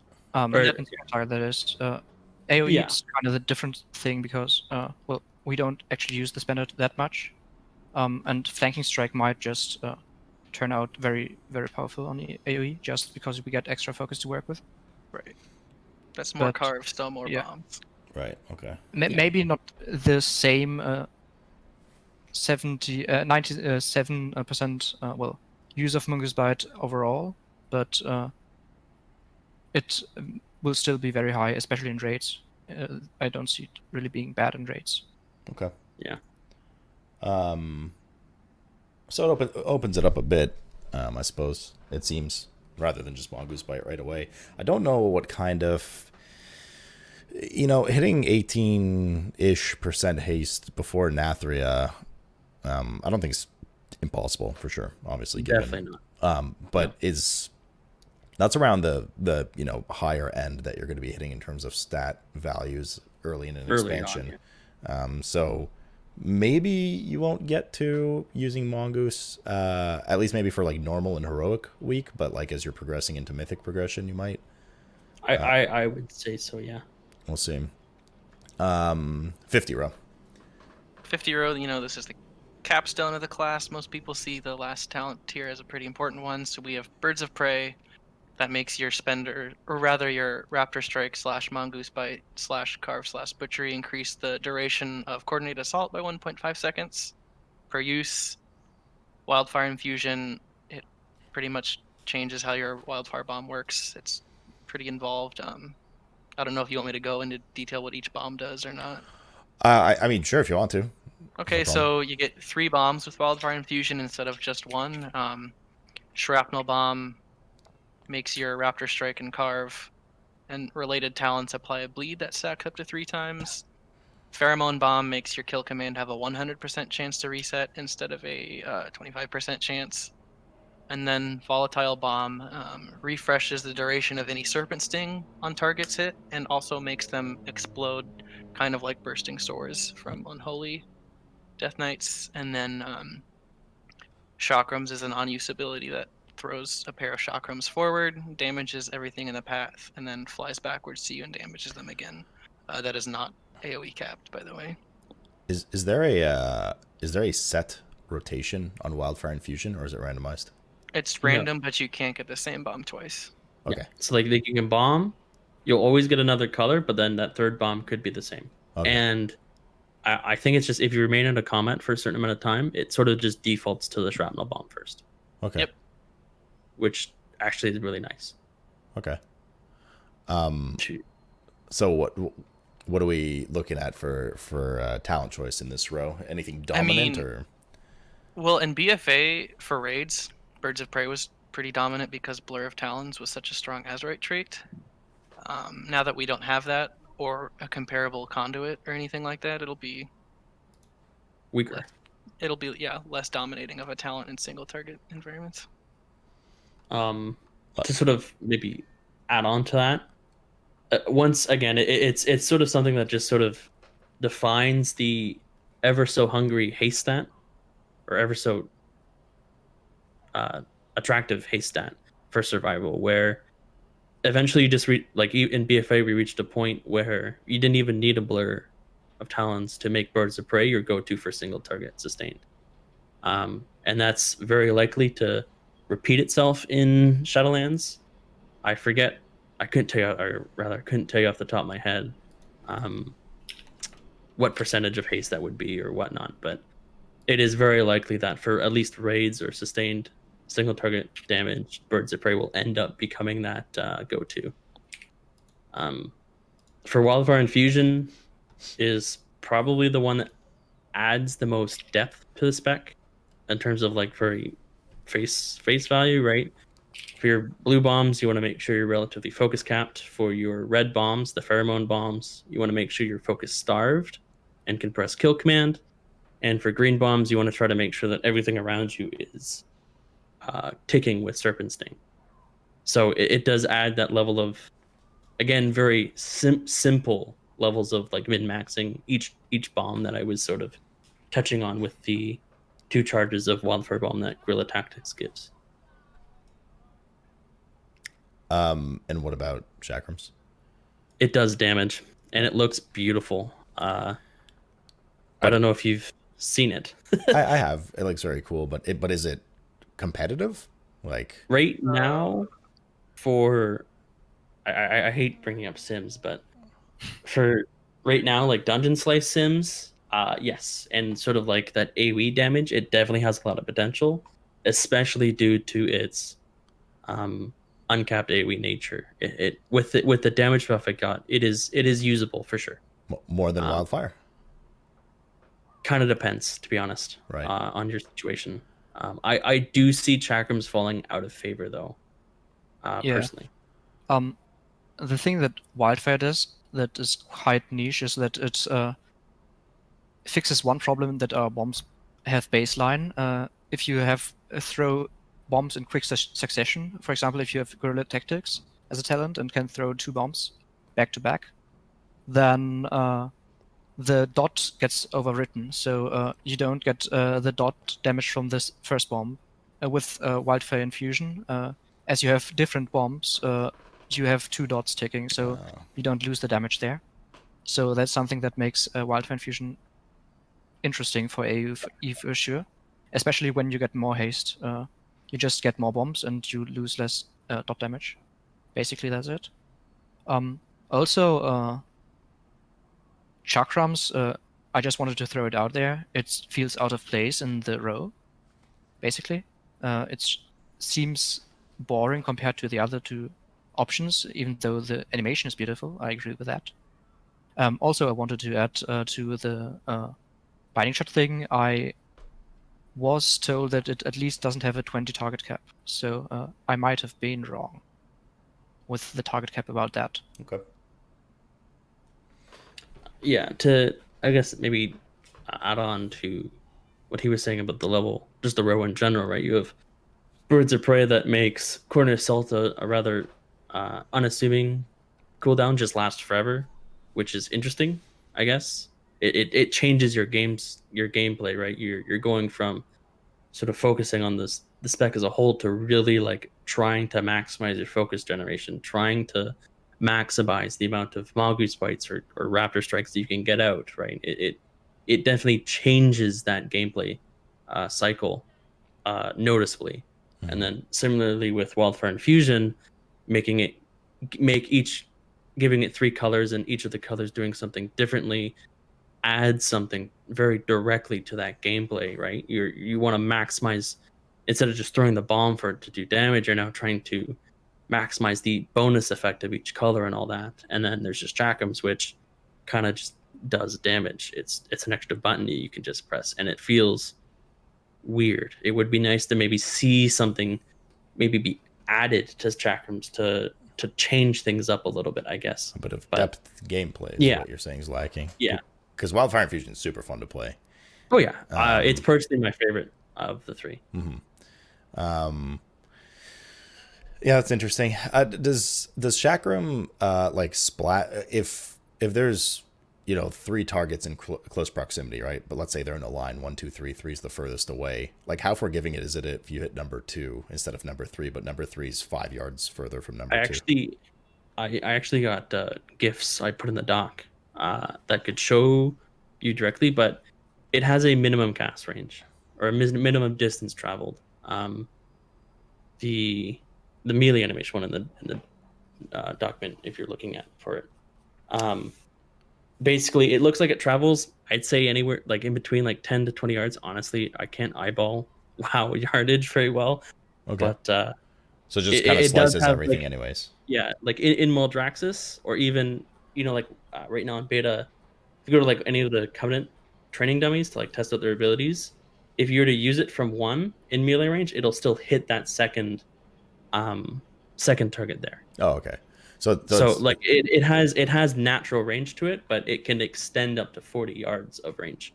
okay. So it's like oh man, what's that priest talent where they shoot the little light orb and it Divine comes? Star. Yes, yeah, it's like Divine Star ish, kind of. Yeah, kind of, yeah. Does it hit on the way back too, or no? Yes. Yep. So Yeah. like it does double damage to the primary target. It'll hit targets on the way, hits targets on the back. So if there's a lot of targets, or even if the targets are spread out to some degree, it definitely will be favorable for sure. Okay. So it's just this lack of interaction and depth. Yeah. Make it spread serpent sting. Problem solved. Yeah. And so I guess maybe I'm assuming this is where we're going. The overview of all the talents. Yeah. Um. Oh, I maybe wanted to add like Yeah, one of more course. thing to Bob. One thing that is kind of sad about it is that it only works. I think I might have said that before. It only works on the main spender. So, as Blood said, Raptor Strike / Mongoose Bite and Cast And / Butchery. So, with getting Killshot 2 now, which is a focus costing ability, and maybe the Venter Covenant ability that costs focus 2 and makes us use Killshot more frequently. This kind of opens up the problem that if Birds of Prey is really very much ahead on single target, it just hampers the use of, for example, the Covenant. It would be a lot more interesting, and it also makes surfacing worse at the moment if just focus spend at all was the requirement for it, not just the primary spender. Right. But yeah, it's, I guess, somewhat of a minor thing, but it's an issue that will. it'll just feel, arises. Okay. yeah. Maybe oversight again. Not sure. I don't think so. Actually, No. And does it work with serpent sting? no, it does No, not. okay. It's 1.5 seconds for a Raptor, Mongoose, or Right. Carve, but yeah. Interesting. Okay. But yeah. So what did you want to mention overall for the talent tree, Vark? I don't know if this is something that a lot of people would maybe notice right off the bat, but my favorite thing about this talent tree is that it's very obvious that each row can play into each other. Right? You can have Viper's Venom, which interacts directly with Hydra's Bite. Typically, you see those being paired a lot. Bloodseeker interacting with Alpha Predator. Alpha Predator interacts to some degree with Guerrilla Tactics. Guerrilla Tactics interacts with Wildfire Infusion. Right? There's a lot of sort of talents that feel that they were designed to play with each other, and it's definitely one of the strengths of the spec, in my opinion. It's just very sort of, it feels very nice. It feels like you're, especially when you're leveling up, or when you're sort of going into a build, you really feel like you're building towards an idea, sort of a concept or a goal with the spec or the build that you're going for. It feels very coherent in that sense. So you have that. There's a lot of synergy. interaction between the talents and synergy. It's definitely one of the strengths of the spec, in my opinion. That's good. I mean that makes sense why you guys were so adamant about stating that Chakrams has no interaction like that, whereas everything else seems to interact either baseline or with another talent within your tree. Certainly, to be fair, certainly more that can be said about some of the other specs that we've had on the show that were definitely hoping for some more synergy and interaction between their talents and talents leading to baseline, etc. So I guess that's definitely a positive note there. So we've painted a full picture here of the talent tree, unless there's any notable mentions you guys still have for it right now. So we've gotten a good deep dive on talent. So let's start focusing more on Shadowlands specific systems coming up. In a more broad sense, we'll start with Covenant talk. Not legendaries and soulbinds and conduits. We'll get to those in a bit, but rather just the Covenant class ability, so Flayed Shot, etc. Again, from a more mechanical perspective, numbers can be tuned, right? So if one of them is completely dominant right now just because it's doing a ton more damage, that will probably fall in line in the next few weeks. But what are we looking at for preferable Covenant choices, mechanically speaking, for hunters, right? For survival right now? I just I need to go to the bathroom again. I would drink a lot of water. All right. Okay. But Yeah. you can take it away from Yeah, I'll just start with Venture, I guess. So Venture looks very cool. It more or less gives somewhat of the impression of the Black Arrow we had, well, when Survival was ranged still. And yeah, it basically just is a dot, costs some focus, and makes us sometimes be able to use kill shot, sorry, kill shot without being in execute range. So that's quite nice. The problem with it is that it really doesn't have applications on AoE. Well, you have it on one target and get some kill shots in, but it really doesn't do too much there. It doesn't scale with AoE at all. So yeah, that's it. Thing about it is it introduces more GCDs to a normal rotation, which, as I said before, harms Birds of Prey as a talent. So it might not synergize too well with that. That's maybe one thing. But otherwise, it is a nice ability. That's all. Do you want us to talk about the movement utility too? I mean, it's certainly something worth mentioning, right? Because some classes that are low on mobility, look like to a higher value benefit from things like Venthyr and Night Fae, whereas classes that are innately pretty mobile don't value that as much. Basically, Dwarf Shadows is it doesn't really. I don't see it used too much as survival outside of very specific situations because, well, as we touched on earlier, survival is pretty mobile. We have ways to get around, as Vark put it. So, yeah, that's it. Then the other one that's standing out right now, I guess, is still the Necrolord ability, Death Chakrams. Just on a cooldown, an ability that does some damage. It bounces around and generates focus.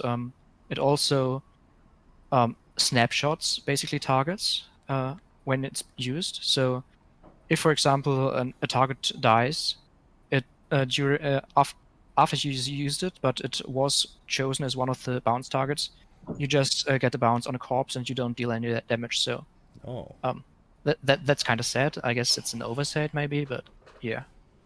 Otherwise, it's very strong for giving us some extra focus to work with, which is always welcome. The defensive ability there, Fleshcraft, is just, not really worth using without corpses, I guess. And also it has a very long cast time, I guess, so that's not good either. Otherwise, we have Night Fae, which has Wild Spirits. It's kind of, I'll just do both at once, Night Fae and Kyrian. They are kind of similar in functionality, and they basically just make AoE zones. Wild Spirit lets us deal extra damage.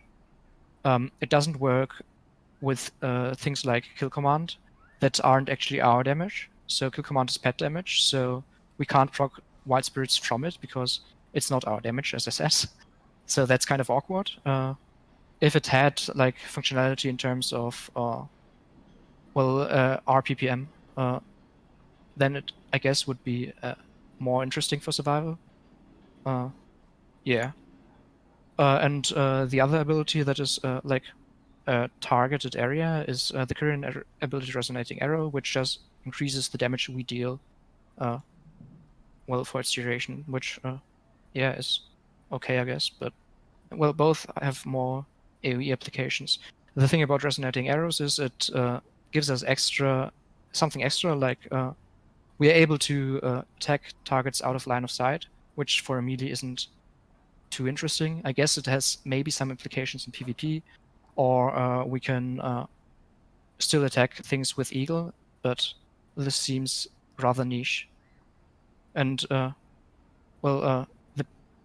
potion from Kyrian is quite nice. It seems very powerful in situations where it's good. Doesn't really do much otherwise, but that's okay, I guess, for utility ability. And especially, the problem is we have, well, it's not quite a problem, but we can more or less stack the effect by using the Craven Stackhelm legendary, I guess, which makes us, take off harmful effects from us too. So that's nice. The Night Fae ability is just, well, it doesn't really do too much for survival, as the mobility is already very good. So is there, of these four, after we've reviewed them, is there anything that stands out particularly, or is there one that's like, hey, this is the rating one, this is the Mythic Plus one? Where do we stand? Or are they all actually like just fairly good choices? It seems like at least in the start of Shadowlands, you're probably going to pick. And this is from Thymond. She feels that Necrolords is greater than or pretty much equal to Venthyr, and then Kyrian and Night Fae are just not the pick. Not even for Mythic Plus kind of running? The thing is, you go, Vark. The problem with Night Fae is its like internal cooldown can be a little bit weird, because usually if you're doing AoE, you're going to want Wildfire clusters, and those clusters don't give you damage proc, and Gelkman not procking it, and it's just a weaker version of the Kyrian one. And I feel like the Kyrian one, and I think she does too, don't want to put words in her mouth though, just scales better with the spec as time goes on, because it's just, you just do 30%, or you have a 30% better crit chance. Crit chance or crit damage? It's crit chance, right? Crit chance, I believe. Yeah. We'll double check right now. So as you get stronger, and as all of your secondary stats get stronger, so too does it affect, rather than just your primary stat, right? Mm-hmm. So that just sort of puts it at a better advantage. The way she has, in terms of just pure numbers, is Necrolord equal, greater than Venthyr, which is greater than Kyrian, and then there's 3 greater signs Night Fae. Night Fae is just, it's just not very good for Hunter in general. So it's just unfortunate, I guess. Okay. With Kyrian though, it's lower from a performance perspective from its class Covenant ability, but does that get outweighed, or does that get countered a bit for you guys because of, as you mentioned, Ava, it has the pots, right? The Kyrian pots, and Castle Nathri is very bleed heavy. There's lots of debuffs in M+, etc. Is that something that maybe bumps it up on the scale in your guys' opinion, or? In terms of my raid and my raid leader is concerned, we're all going Kyrian. So if that answers your question, it really kind of depends to see.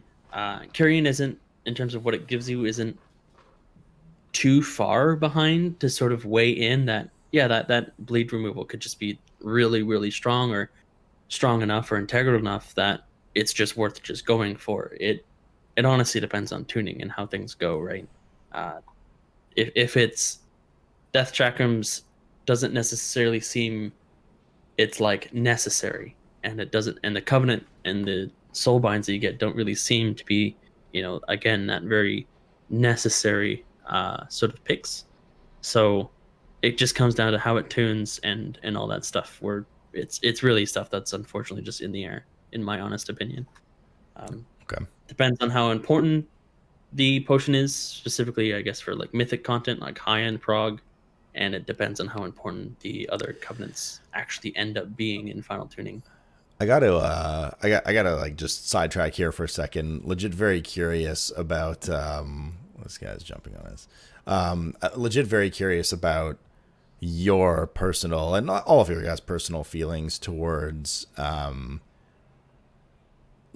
you just said, well, as far as my raid leader is concerned, and I'm concerned, as a result, I have to be Kyrian. How does that, what do you guys think of that?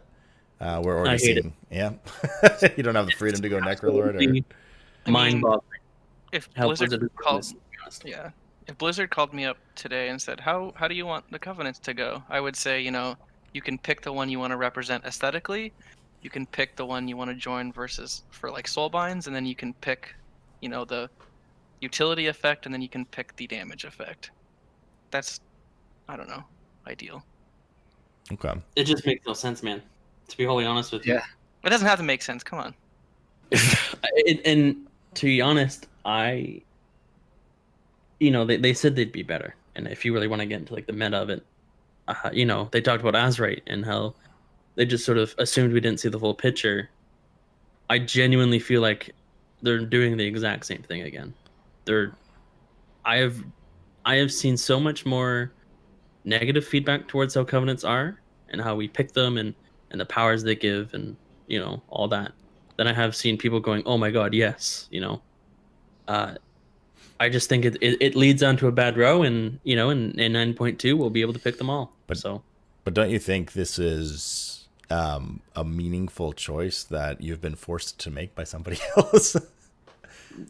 The way I see it, it's a meaningful choice to pick what talents and essences I use and what Azrite traits I use, and I can swap those relatively freely. So it's just a different kind of meaningful choice. That's the way I see it. All right. It's basically. Fair enough. Shout As out a to Lion those. player, it's toxic. Yeah. Yeah. I mean, listen, we could spend all night deteriorating into covenant analysis and how it's bad. Not many. Let's not go down that road. We know where that leads. But fair. Like, I was just curious, what your feelings are, because you're one of the first guys on the show that's just has mentioned like, well, my raid leader's making me do this. So I'm sure there have been guys that have been on the show that are in that boat. It was just never really discussed so far. Also, shout out to the alpaca guys who are bouncing around on stream in the corners, but Outro. yeah, indeed. Okay, so Covenant basically summarized to Necrolord, like if this is not my raid leader's making me do whatever, from like a beneficial survival hunter perspective, we're looking at Necrolord, a lot of consideration towards Venthyr, Kyrian, not as much, and don't you dare go Night Fae. Pretty much. Right. Okay. Let's start to dig a bit deeper then into this Covenant system and talk indeed then about Soulbinds and Conduits, especially Conduits. Soulbinds we'll start with. If there's anything notable for Soulbinds, like anything that's particularly broken for survival, or like this is just the one you're always going to run with, etc., feel free to mention. Don't really need to go through all 12 of them, especially because they seem to constantly be changing lately, especially the Night Fae ones. But are there any notables for the Soulbinds that we're looking at of the 12 Soulbinds across the four factions, covenants?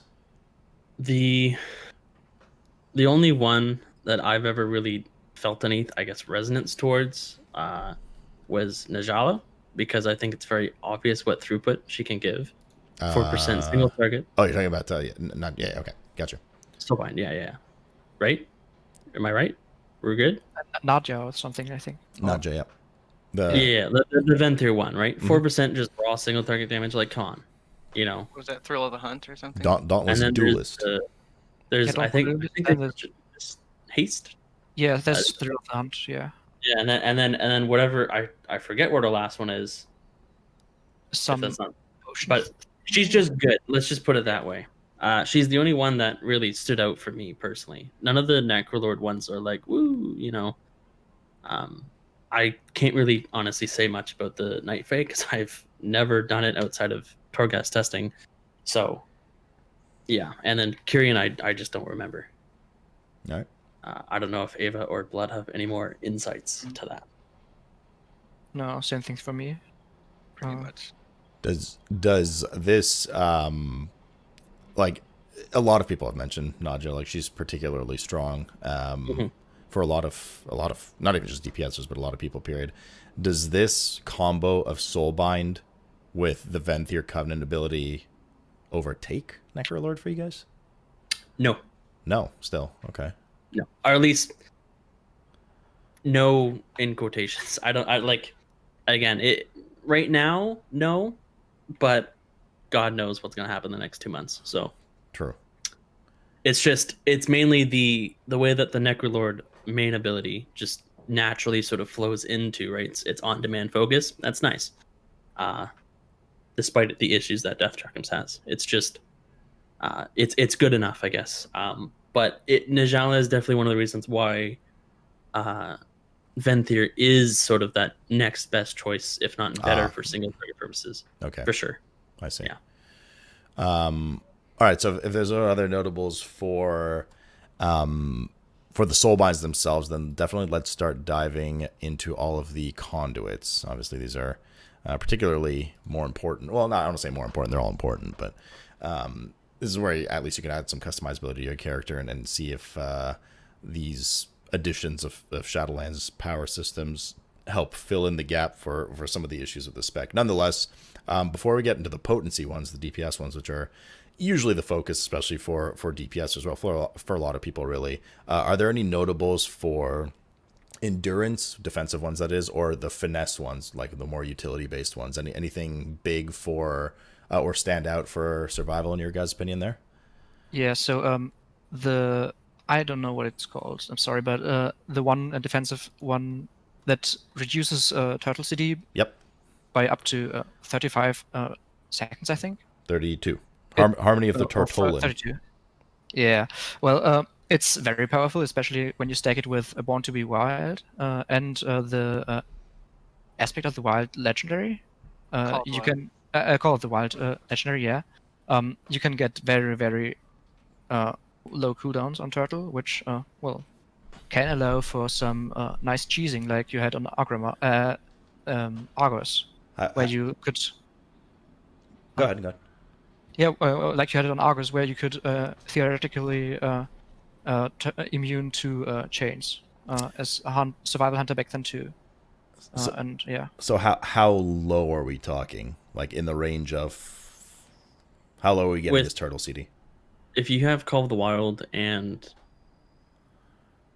Born to be Wild, those two, it's a 1.5 minute or 1.8 minutes. So you're like right now, if you have rank 15, you could be looking at like 1 minute or like maybe I don't know 80 seconds less. I hate how they just don't tell you the number, to be honest. But something like that, yeah. Like you just take on whatever 1.8 minutes is. I can't think of it off the top of my head. But you're looking at like a very easy like sub 90 second turtle cooldown. Yeah, so it's like 108 seconds, losing 32 seconds, so pretty much a minute cooldown. Yeah, which that's a lot of cheese. True. Something all hunters get though, once again, right? Right. Yeah. But to be fair though, a lot of the conduits or a lot of the finesse and endurance conduits are class wide. Any other notable ones? Like marksman advantage, hunter's mark decreases damage target deals to you, exhilaration heals you for a hot after its use, and feign death. Anything? Those are just kind of whatever. Or? Yeah, those are kind of just whatever. Yeah. All right. Like there's nothing really like, ooh, this is really good, right? I mean, I could see the Hunter's Mark one could be useful in the sense of you're on those fights that just really, really sustain a lot of damage against you, right? Especially the rank 15.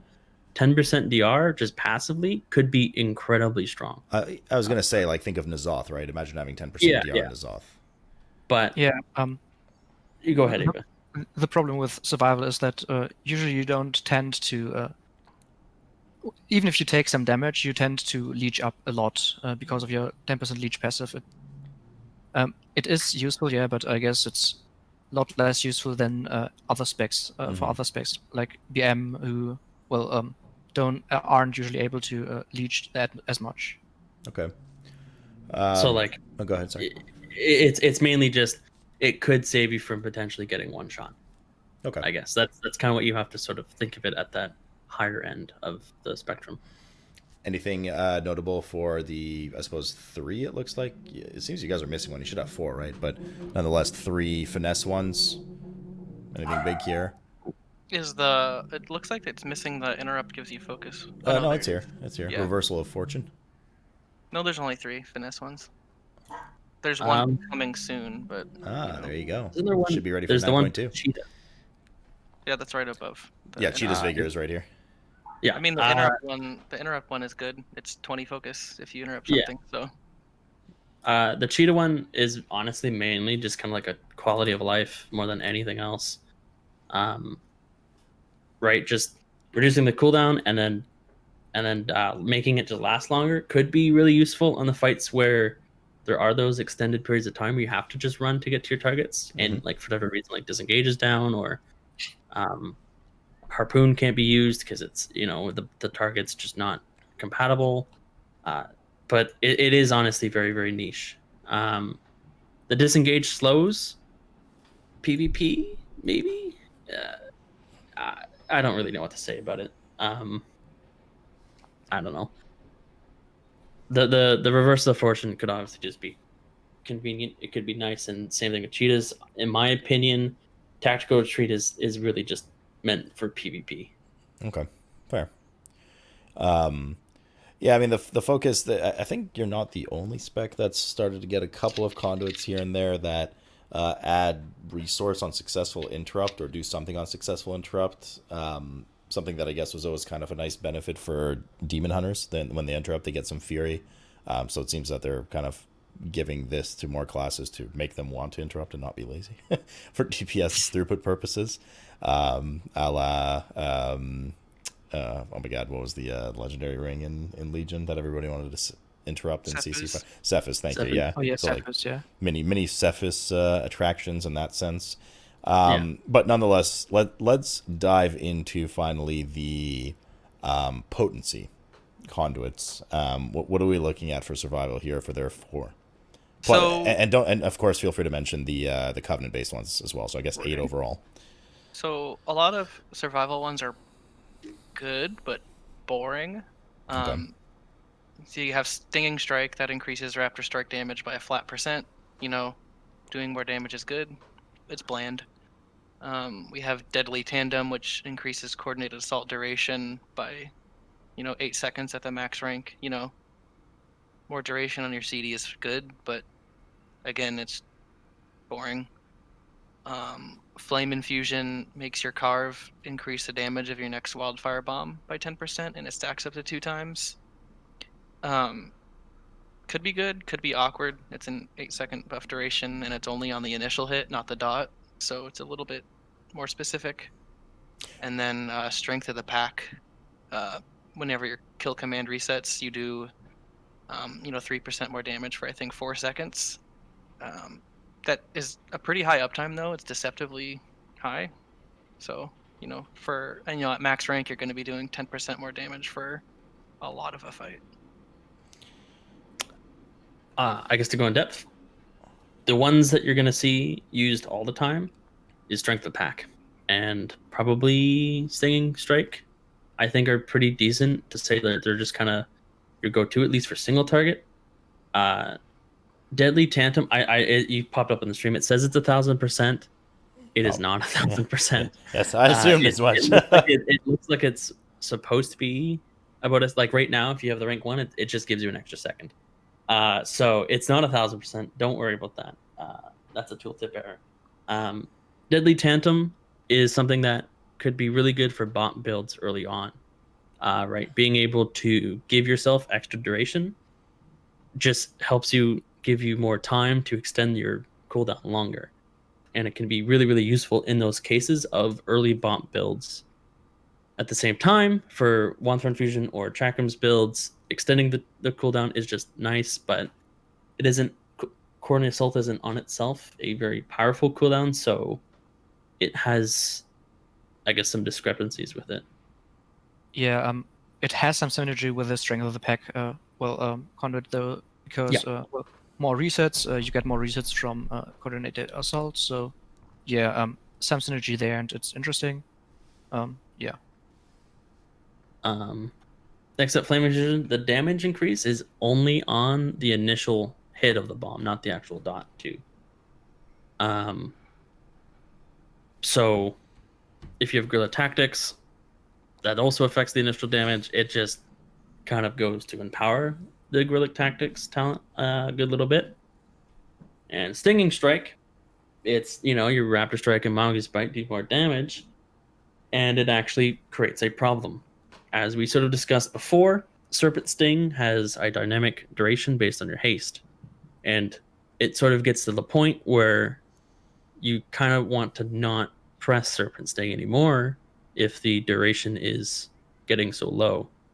And if you constantly increase the damage of Raptor Strike or Mongoose Bite, it shifts that power of damage per focus spent way higher into Raptor Strike and Mongoose Bite, meaning that it's actually very possible that in all scenarios, maybe not until later on in the expansion, you just never press Serpent Sting outside of like maybe AoE scenarios. So it's really nice to have. I don't think it's a bad conduit. I think it's the negative parts is only just because Serpent Sting is so different, I guess, as a dot. Okay. Yeah, basically, to add some small thing about Serpent Sting there, it's just barely more efficient than Raptor Strike anyways. Like we've talked about earlier, Bob builds don't use Serpent Sting just because the efficiency on Raptor Strike increases. If we have like pure damage buffs that are quite high actually from this conduit added to Raptor Strike, it just doesn't compete anymore, basically. Okay. I mean, there's a couple here that at least have aren't super just boring flat damage increases, right? I mean, none of the conduits I've seen, at least across all of the specs and whatnot, have anything to the level of a talent that completely changes your gameplay. Right. But the more fun ones at least add a bit of, a little proc or a little buff to react to. And you have a couple of them at least with the Wildfire Bomb one and Strength of the Pack. Is it something that substantially increases the amount of skill capping needed for the class? No, but it is something that the better players can take a bit more advantage of and push that extra 2-3% or whatever, I definitely like Strength. It's my favorite one of the bunch. Strength of the Pack is definitely the most. I love that conduit. Yeah, add some micromanagement to it, especially with Alpha Predator, or other things like Viper's Venom procs or bombs use at the right time. So yeah. Not to mention Strength of the Pack directly makes your cooldown better, just because you're more flankers advantage. So, a couple of slightly more interesting ones at least. But any note about the conduit? The Covenant specific conduits, like the Venthyr one, etc. Are any of them of notable value or high damage or anything, or are they all kind of crappy?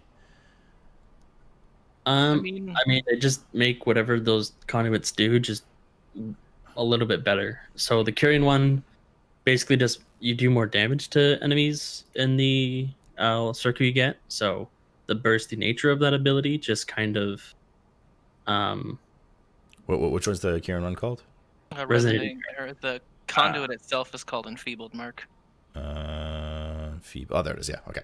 Yeah. So it just makes the more bursty nature of Resonating Arrow just burstier. That's all it does. Okay. Outside of that, yeah.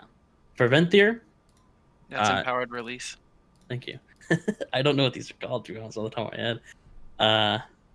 It increases the amount of kill shot procs, so you get more you can sort of guarantee 2 procs per cast, and it increases the kill shot damage you get off of those procs. So it basically again just enhances Flayed Shot and what its purpose in its rotation. You get more kill shot procs, you get more, or rather higher hitting kill shots, which is just nice. It's just the regular Covenant ability, just better. It does have some weird things again because of Bop. Increasing the priority of kill shot means you can't prioritize Mongoose Bite or Carve for whatever reason, which it can have some really feels bad kind of interactions, I guess. But for the sake of what it does to Flayed Shot, it is still nice.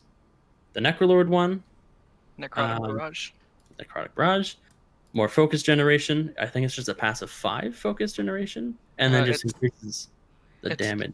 It's 2 focus per hit. Mm-hmm. Okay, so yeah, additional 2 focus per hit, and then the 5% damage. Obviously, that damage increases. It's just a nice stronger version or a better sort of burst focus get, and then just a little bit more damage. And that actually is a very solid pick, in my opinion, for, at the very least, Birds of Prey related builds. Night Fae one gives you more duration on the wild spirits and Yeah. increases the damage it does. Spirit attunement. It just makes it just better. That's all I can really say about it. It's very bland. So none of them are like bonkers OP or something. Right. None of them No, I wouldn't say so. use the coven. In my opinion, the Death Drachms one is the best one out of the three, but I haven't exactly played a lot with the Resonating Arrow, so my perspective is a little bit skewed, I would say. Okay. Fair enough. So not exactly the most exciting conduit options, I would say. Yeah. Of all of these, but some of them at least seem effective, right? I've Yeah. definitely had a few shows where none of them were really very good and people weren't very happy, but at least you're looking to have some decent or solid conduit options. Right. Let's turn gears then towards the legendaries. Oh boy. The other part of the puzzle that's kind of currently missing that we haven't discussed yet. Sorry. I was just going to say that, feel free to get obviously into the generic hunter legendaries. I'm not sure if in the world of hunters there's any kind of cross-pollination between some of the legendaries, like if survival can use one of the BM ones and it's very good or anything like that. So if there's any notables there, definitely let me know. But yeah, let's get into it. So right now there isn't cross-pollination. There's a Beast Mastery legendary that makes Kill Command spawn a dire beast and gives you a haste buff. That's an Azurite trait in BFA, and that does work for survival, but it is not. I think that's the one on the Yep. that doesn't work for cross-pollination. But so for generic hunter legendaries, you got Nessingwary's trapping apparatus. It's supposed to make traps give you 25 focus when they're triggered. It doesn't work on beta right now, so that's fun. Okay. Yay. Couldn't copy paste the legendary, man. Call of the Wild reduces the cooldown of your aspects and your damage CD by 25%. It's boring, but So 25%, 25%. So this is the one that you were saying like could be used to make Eagle and Right. Turtle have really crazy low CDs. Yeah, with a Born to be Wild talent. Okay. For other generic hunter, you got Soulforged Embers, which was incredibly overpowered for a lot of the beta. That's the one where if you launch Flare into Tar Trap, it ignites all the enemies in the Tar Trap and it does a lot of damage. And then the last hunter generic one is Craven's Stratagem, which makes Feign Death shorter cooldown and purges debuffs. That's not. Do you guys see any value in PvE for that one? It depends. Depends on what exactly it can purge. And So- what can it? Have you guys tried? Like, does I it don't does it even get rid know. of bleeds? Question mark. I didn't even. Because that could be really overpowered, actually. Right, Yeah. for like It would be basically. It could mean we could not take. Okay, so I just got told it doesn't remove bleeds. So there Okay. you go. But if it did, for example, I could go Necrolords or something. right. So it's just, it's disappointing, but it definitely seems PvP oriented. It may have some like niche use in like a mythic class for whatever reason, but I don't know. The way that it is right now, it just doesn't seem to do enough for the spec. Also, I just wanted to touch real quick on Soulforged Embers. Obviously, that got dumpstered in terms of damage. Now, did it get dumpstered to a level where it's still potentially competitive, or is it just like DOA, like dead on arrival now? For survival, it's dead on arrival. Wildfire clusters can outdamage it realistically in every scenario. Okay. With maybe the exception of for whatever reason, if the mobs are able to be spread out in the tar trap, right, and you can't quite get that very like cleave based or very short range on the wildfire clusters, sure, but for all intents and purposes, wildfire cluster is now just superior than Soulforged Embers for survival. Okay. So aside for potentially stratagem, maybe having some, crazy uses here and there, if depends what they white flag and what they don't for negative effect removal. Right. And I just go Phantom ahead. Paint apparently does remove bleeds. Okay, And people have logs that they can link me, so so I it does will- remove bleeds. yeah, I'll look into that while the other guys talk. Okay, I guess. Yeah. Go ahead. I was assuming that you were trying to say that the others aren't as impressive right now. I think Call of the Wild might definitely see some use, maybe with early builds again, like the Conduit that increases CA duration. Reducing the cooldown is quite nice. Also, unfortunately, they aren't working right now, the trapping apparatus things, making traps give you some focus back. But that might, in theory, be interesting too. So yeah, I think the generic legendaries are quite okay. Yeah, I don't think. Excuse me. I think just Soulforge Embers getting nerfed is unfortunate, but I mean, had to happen, I suppose. But the potential utility emphasis and kind of even cheesiness to a certain extent that you could get out of maybe at least two of these legendaries, like Stratagem and Call of the Wild, might actually be very useful, right? Right. In niche situations, which is cool, but also potentially provides you with a further issue, right? It takes time to get these legendaries, right? Before Nathria, you potentially might only get one. So now you're going to be in a weird situation where it's like, okay, well, do I go for a throughput legendary or do I go for the Feign Death legendary that might actually work on a lot of the bleeds, right? Nonetheless, but please go ahead with the rest of the survival Legos. So for survival specific ones, I'll just start. We have Wildfire Cluster. It makes Wildfire Bomb drop more bombs. It's pretty good, pretty versatile. It's a good legendary. We have Rylak Stalker's Confounding Strikes, which is kind of a port over an Azurite trait. It makes Raptor Strike / Mongoose Bite have a 10% chance to reset the cooldown of Wildfire Bomb. It's a bit worse than the trait. We have Latent Poison Injectors. Once again, it's an Azurite trait. It makes Serpent Sting apply a debuff to the target that makes Raptor Strike / Mongoose Bite consume the debuff to do more damage, major damage. And then Butcher's Bone Fragments, which is a Legion legendary, which makes Raptor Strike / Mongoose Bite increase the damage of Carve and Butchery. Survival didn't have a whole lot of options for legendaries. Obviously, a lot of other classes had previous tiers to go off of, so on and so forth. But Survival is reworked to Melee and Legion, so you couldn't use anything before that. And then it was reworked again in BFA, so you couldn't use almost any of the Legion tier or legendaries as well. So it's kind of a small pool that we have to work from. Yeah, that makes sense. I mean, DHs were kind of in the same boat, right? They were only Right. introduced in Legion. That totally makes sense. Of these survival specific ones, what are yays and what are nays, or maybe are there some that have some potential or anything like that? Wildfire Cluster is a yay. Yep. That's about it. Okay. Butcher's pretty Bone, much. Butcher's Bone Fragments is definitely designed around Legion butchery and Carve, and not how it works in BFA and Shadowlands. Back in Legion we had Hellcarver, so butchery was doing ridiculous amounts of damage in AoE, and when used to be able to swap gear mid keys, so you could swap to your butcher set. As good old times. Latent Poison Injectors is a much weaker version of the Azurite trait. I think it would have to be buffed by like 40% attack power per stack instead of 10% attack power per stack to be equal to the trait. Oof.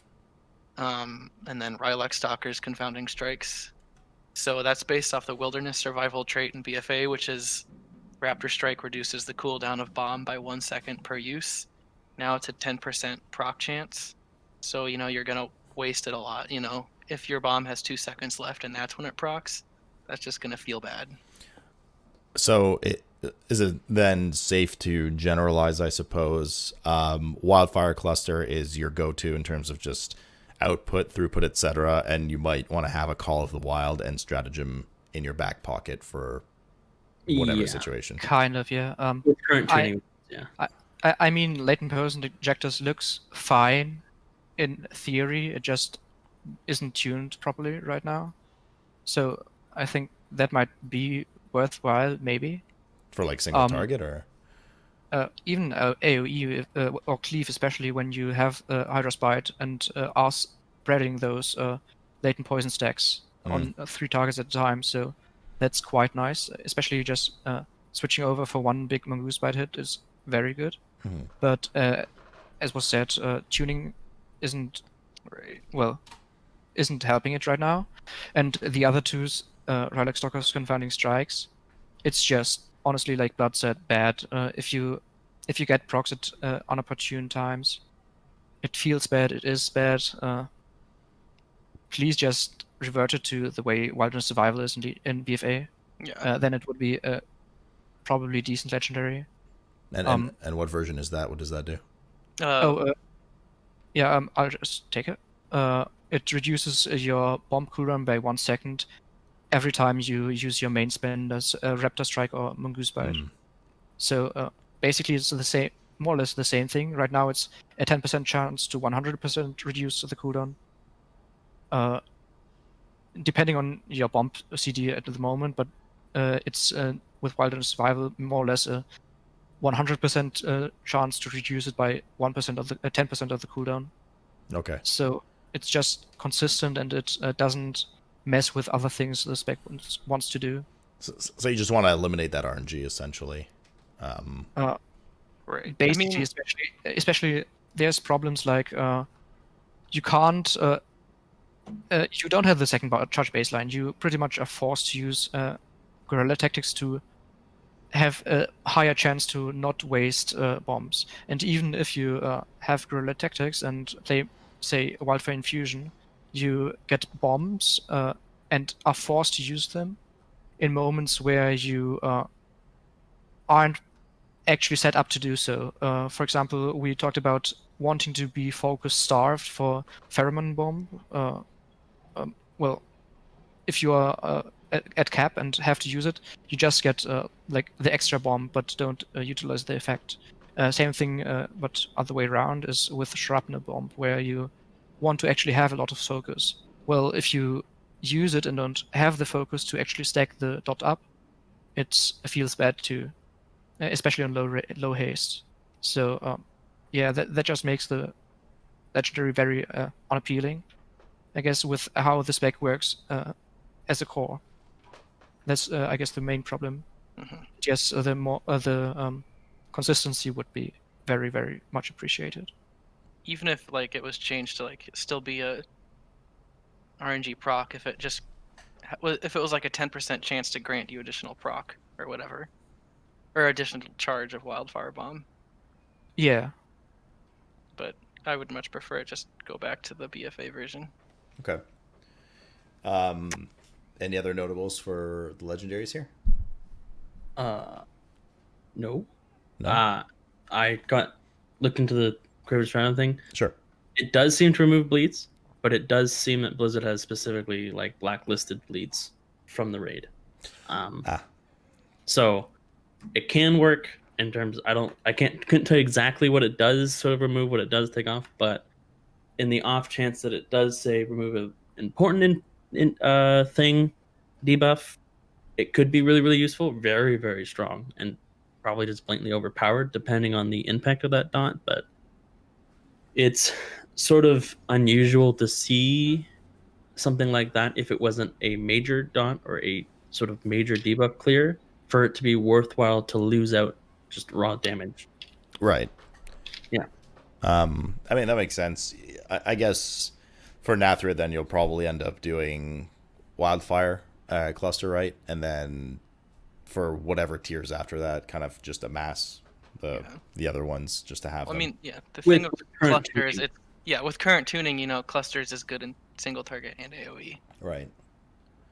But you think that by the time we hit live, they're going to buff latent poison injectors, or at least there's a good chance of it. I hope so. I mean, yeah, we can only hope. Mm-hmm. But in the it's kind of boring single target because it just kind of ends up being a passive. Right. Honestly, in my opinion, a lot of the legendaries are disappointing and boring, with the exception of Soulforge Emperors. Ever since they swapped that to Tar Trap, I was like, I want to set that on fire. We finally got it, but unfortunately, just felt kind of The back-to-back GCD. Yeah. yeah, it just doesn't really work out in practice. Is that something we actually theorize about in the Survival channel a lot in True Shot Lodge, was to maybe make Tar Trap get ignited by throwing one of the bombs on a mob in the Tar Trap. So maybe Blizzard actually saw that and thought, yeah, well, let's make it work with Laird's Fire too. I think it's an interesting idea. Well, obviously we had this talks about this, but I guess two utility effects are like less interesting to use, especially on single target. The thing which I thought would be nice about it, just incentivize the use of Tar Trap more often on AoE in Mythic Plus, where it actually has some use to slow mobs. Sometimes it's actually bad, I guess, but yeah, more often than not, you like slows on mobs, and getting the incentivification by giving it a damage increase with throwing bombs for survival specifically would have been very interesting. It has a pretty small radius, though, right? Tar Trap is, if I remember correctly. So it's not too. It's like very momentarily effective for like a tank needing to run from. It is. necrotic, Yeah, exactly. But still. Yeah, no, I hear you. So then in the bigger picture here, now that we've painted the full picture for survival, right, upcoming for Shadowlands, at least state as of now, you don't know what's going to happen tomorrow. We've had a couple of shows where, like the Shaman show, Elemental was like, hey, bring back Maelstrom, and then they brought back Maelstrom, so you never know what's going to happen. But now that we've painted more or less the full picture for survival, have these SL systems, conduits, soulbinds, legendaries, do they start to, or in your opinion, did they in any way help the gaps, the issues rather that we identified for survival core gameplay? Have these helped at all? Lack of utility, Raptor strike interaction, baseline. Did they add anything great or interesting to the spec really, or is survival still, in your opinion, have the same flaws as it did entering Shadowlands? Looking at Castle, it just seems it's just going to be more survival as it is right now. Is that I guess that's a particular concern, right? Like, because right. You guys are still in the why bring you boat. Right. Yeah. Why would you bring a survival over like a Fury Warrior, Okay. What do you think, Ava, Vark? Probably same thing. I think, in theory, stuff like the soak cheesing we are capable of, but other hunter specs are too, I guess.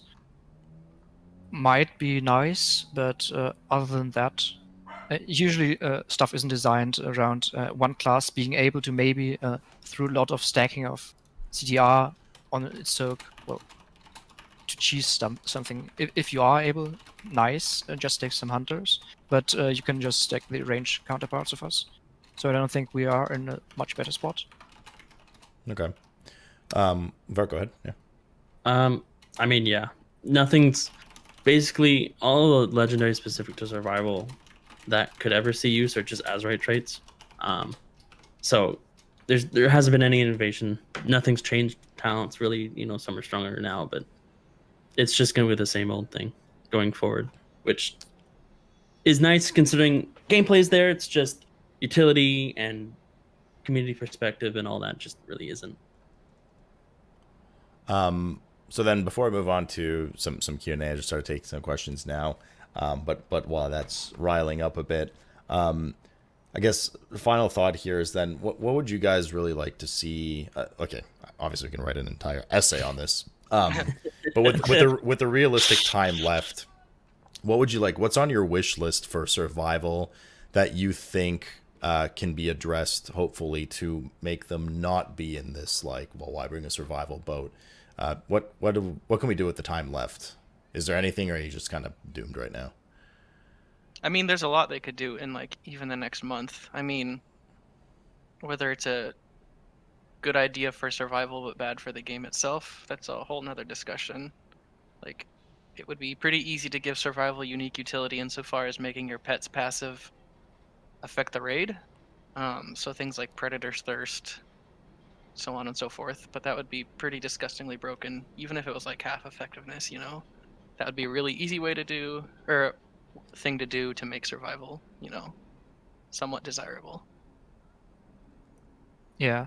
Basically, if we talking about desirability, there's what Blood said. It's a very powerful cooldown. And in theory, you have the option of either giving a freedom to the whole, or giving a movement speed increase to the whole raid. So it's probably not as strong as the Shaman totem or the Raw from Druids, but still 8% movement speed for the whole raid for like a few seconds. Very good. I guess the other option, 10% leech for the whole raid, or even half as Blood said, 5% leech for the whole raid.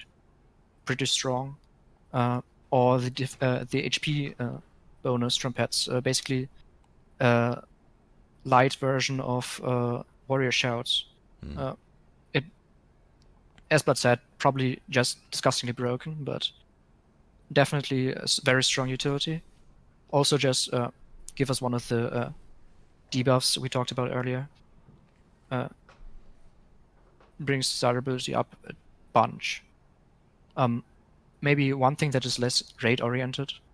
Survival is kind of lacking in survivability in the survivability department, and well, outside of self healing and just flat out damage reduction or shields or whatever. It's basically a range spec in terms of survivability, but has to be in melee. So maybe some cooldown that's rather weak, but because we already have Turtle, but that might help with surviving just a tad more damage in M+, would be interesting, maybe help survival push higher, because generally speaking, pushing M+ is more limited by survivability than damage in general, at least in BFA, I guess. So yeah, that would be something nice. Yeah. Why do you think it takes, just I guess final part here, why do you think it takes so, I don't want to say takes so, well, I mean, some of it takes so long, right, for some changes to happen across all the classes specs for Blizzard, like things that clearly need to be buffed or nerfed just take months and months and months sometimes. So not necessarily the amount of time it takes, but rather, why do you think they're so hesitant to give these things to survival? I assume you guys, as far as the community, have, you know, given feedback, sent several times, given suggestions. It's not like they don't know that survival is lacking. Well, survival, ironically, or utility. Why do you think they're so hesitant to give that to you guys when it's such a sore spot for the spec that they put so much work into redesigning? Couldn't tell you. Well, I very much think that the issue is, one of the issues there is that, well, we have range counterparts and they would like to have this utility too, very much. They might see, Blizzard might fear that people are forced to play the melee spec that they don't want to play. So I guess that from Blizzard's perspective is one of the issues. I don't necessarily 100% agree, but well, if it is as far as forcing people to switch to survival, then yeah, that goes too far, I guess. So the range specs are to blame. Presumably, I guess. I could Presumably, yeah. I could easily see them going, well, what the heck? Why didn't we get this too, right? Right, which is fair, completely fair. Yeah. In my opinion, I think, you know, as Ava said, I think it's just they're just stuck between a rock and a hard place, rock and a hard place, and they can't just give something to survival without the other hunter specs that they themselves don't really bring a whole lot of, you know, utility into the raids instead of the damage they do, right? Without them getting something too, and it's just this really difficult spot that Blizzard sort of has almost put themselves in. And you know, we can list off a lot of genuinely cool and unique ideas, but you still have to consider the class as a whole, which is what Blizzard is sort of trying to focus back into as hard as it is for Hunter and specifically due to survival.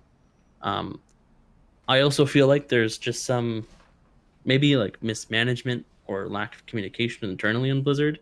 Sometimes it goes by. Like I feel like very critical information doesn't really get to where it's supposed to be quick enough, and I think that causes a lot of delays with changes and nerfs and buffs and stuff like that. Okay. I think that's fair. And you know, it's obviously especially frustrating for a lot of the specs that are constantly, you know, trying to get that love, trying to get that spot to just. I mean, it's kind of defeating to look at an expansion already and be like, hey, you know, there's some nice things here, but we're just back to the same meta issue, right? Like we're not going to get up to hardcore rating and all that kind of stuff. So I hear you. Let's move into a bit of Q&A here because definitely we've gone up and over and above the Call of Duty for survival here, and it's been great. Don't get me wrong, nothing wrong with that, but we do have to move along at some point. So I'll fire off some of the questions here, and whoever wants to grab them, obviously feel free unless they're directly specific. Remember, chat, anything that we've answered in the course of the show, I'm not going to grab. So if you're joined halfway through and I ignore your question, it's either because we ran out of time and it was one of the later questions, or it's already been answered somewhere in the show and it'll go up on YouTube, etc. later, so you can check it out from these guys. Nonetheless, first one here. Can you ask if that conduit where carve increases WFB damage increases the AoE soars burst from volatile bomb? Couldn't tell you. It only increases the initial damage But- of bomb. Yeah. So since volatile, you go. I mean, you're already on the right path. Just go. Yeah, so since it only increases the initial damage, like if volatile bomb does 100 initial damage, it's going to do 110 initial damage. It's not going to affect the dot. It's not going to affect the volatile explosion. Yeah, generally speaking, bomb effects didn't really, bomb damage increases didn't really affect the wildfire infusion effects in damage, not shrapnel dot and not the volatile dot in general, throughout BFA at least. So yeah. So slightly more underwhelming than you'd think. Yeah.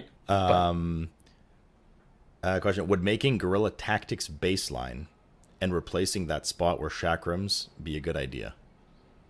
It could be. There's a So- lot of ways you could change and manipulate that talent row, to be honest. I would say if they were to make it baseline, the only baseline thing that they should do is just a double bomb charge. Mhm. If you were to also just all of a sudden make the 100% bonus damage baseline as well, it'd just be too much, though it would be nice to maybe see some portion of that to sort of keep bombs in their already very efficient state, so to speak. Yeah. do- Also, especially. Oh, sorry. Go ahead. I was just gonna say, doing that would just open up the talent row to more dynamic choices for you to pick based on what you're fighting. Yeah. Basically, also at this point, just flat out removing Guerrilla Tactics and giving it baseline, we'd have to find another talent for the last row. I think that's maybe in the realm of possibility, but I think rather not. Also, I think probably Chakrams fits more into a row with Steel Trap and Murder of Crows, and just remove Bloodseeker, I guess. Yeah. Those are all active abilities that are kind of niche. They don't interact with the spec. So I think, yeah, it's more interesting there. Of course, then we have an AoE talent and 2 single target talents, but oh well. What gives? Okay. Just seeing. What are your thoughts on increasing the focus gain of kill command? Like, do you think it produces too little? I mean, Do you want me to do it? yeah, you go. Okay. Uh-oh. Well, it's okay. Right now, I'm sure you could definitely go with low end haste and all that. You could definitely sit there and say, yeah, a little bit of extra focus is very nice, but as the expansion goes on, Kill Command gets a reduced charge, and additionally, when you typically play with Alpha Predator and you have those 2 charges, it procs pretty reasonably, especially when you have Corner Assault running, right? That's a 50% chance to reset. So it might seem unreliable, but it is much more reliable than you think. Yeah. If they were to buff it, it's what, 15 now? Like Mhm. 20. And I'm not kidding when I say you'd be almost pushing it at 20. It is very weird in terms of how it works as a generator, but it does work, so to speak.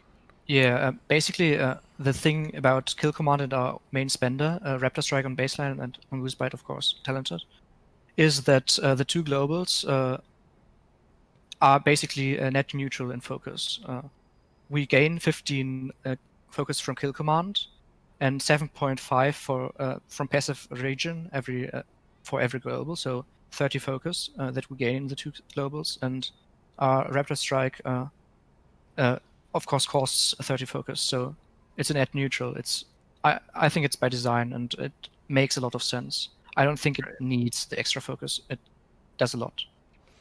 Okay. And of course this stays the same until we get to the point of haste where focus keeps scaling but globals don't, and that's very far away. Okay. Basically only hittable with corruption. So it's basically a matter if you think you do but you don't for the extra focus. Yeah. Yeah, probably. Kind of, yeah. Okay. Question, I guess a more personal question for you guys. What do you enjoy about survival? Why do you still play it despite it being such a meme spec? Personally, I like just being like in close combat with. I just prefer melee, and then it's pretty unique that you're with a pet the whole time. I like the concept of like the sort of resourceful hunter. You know, you're using venom, you're using explosives, you're right there with your pet.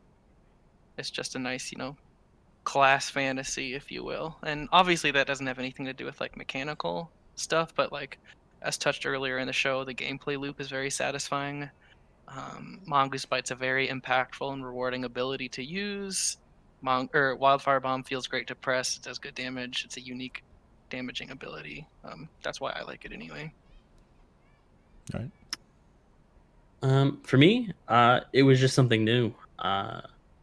I gave it a chance, and by gave it a chance, I played it for about 2 minutes in Legion. I said this is too much work for too little reward, and the rework they did, and I played it in the pre-patch for Shadowlands, and I just immediately fell in love with it. It felt very coherent. It felt very fluid to play. The gameplay loops, again, they're fantastic, and it's just it. And then there's the variants which means a lot to me as well. I can play completely differently in raids, and then I can go and play multiple different builds based on whatever tickles that itch in Mythic Plus. And it's very rare to me to see a spec have such a long-lasting sort of shelf life in terms of its gameplay cycles. I play BM right now because I'm in the point where I have to sort of just play whatever is best, and I swap one talent and my gameplay switches from spamming 2 buttons to pressing 3, and it's just not really enjoyable for me. So the opportunity to sort of play something that does vary in its gameplay and is still competitive in whichever way you so choose to play it in those builds is something that's just attracted me to the spec, for sure. Cool. Ava? Yeah, basically, for me, the thing that probably kept me playing, is the variety of builds we had in BFA. It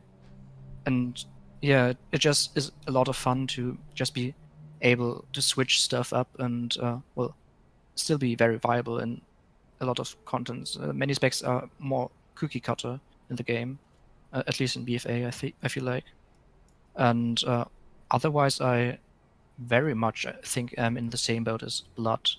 That I like the fantasy of the spec, and especially the gameplay. Just I enjoy nearly all things about the gameplay of survival. Some design choices I don't agree with, but the gameplay itself is fun. You have the options to, do a lot, as I said. That's basically me. Yeah. Okay.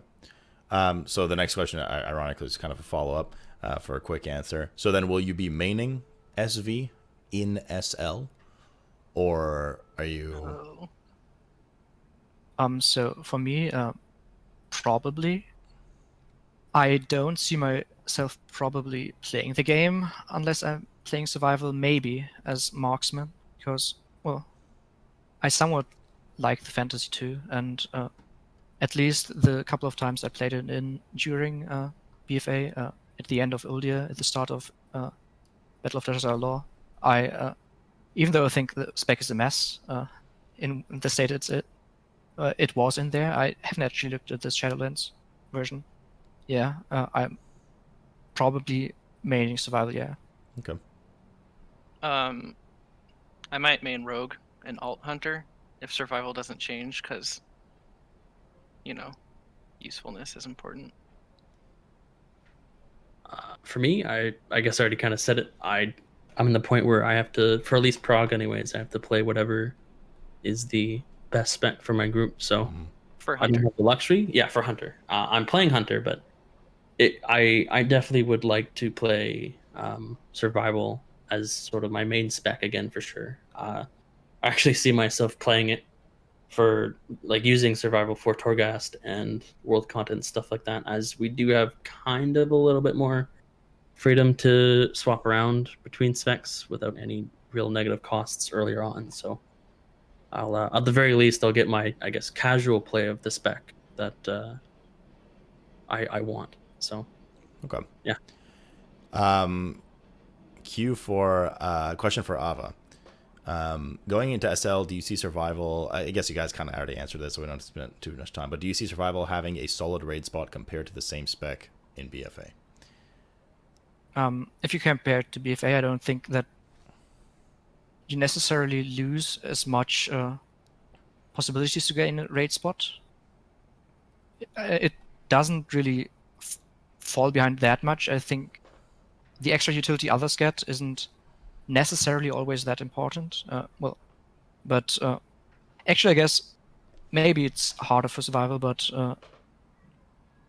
not that much. I think you can definitely, my opinion is, if you aren't top world 50, you can basically play survival. I can see why people in the top 200, if they have other options, don't.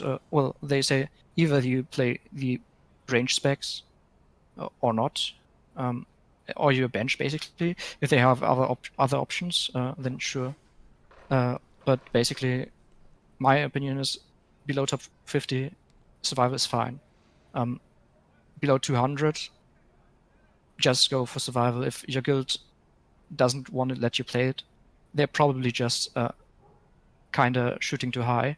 If they want to go for a higher world rank, sure. But if they can't manage because maybe players are too bad, maybe something other is missing, yeah, I think survival is fine actually. Okay. I think it was his question, but to sort of cap off, it's not as bad as people think it is, and it's competitive enough in terms of everything outside of utility, and you can definitely afford that extra one melee spot if someone is very adamant about playing it. I did used to play survival at a higher level, so in progression raids, it's just yeah.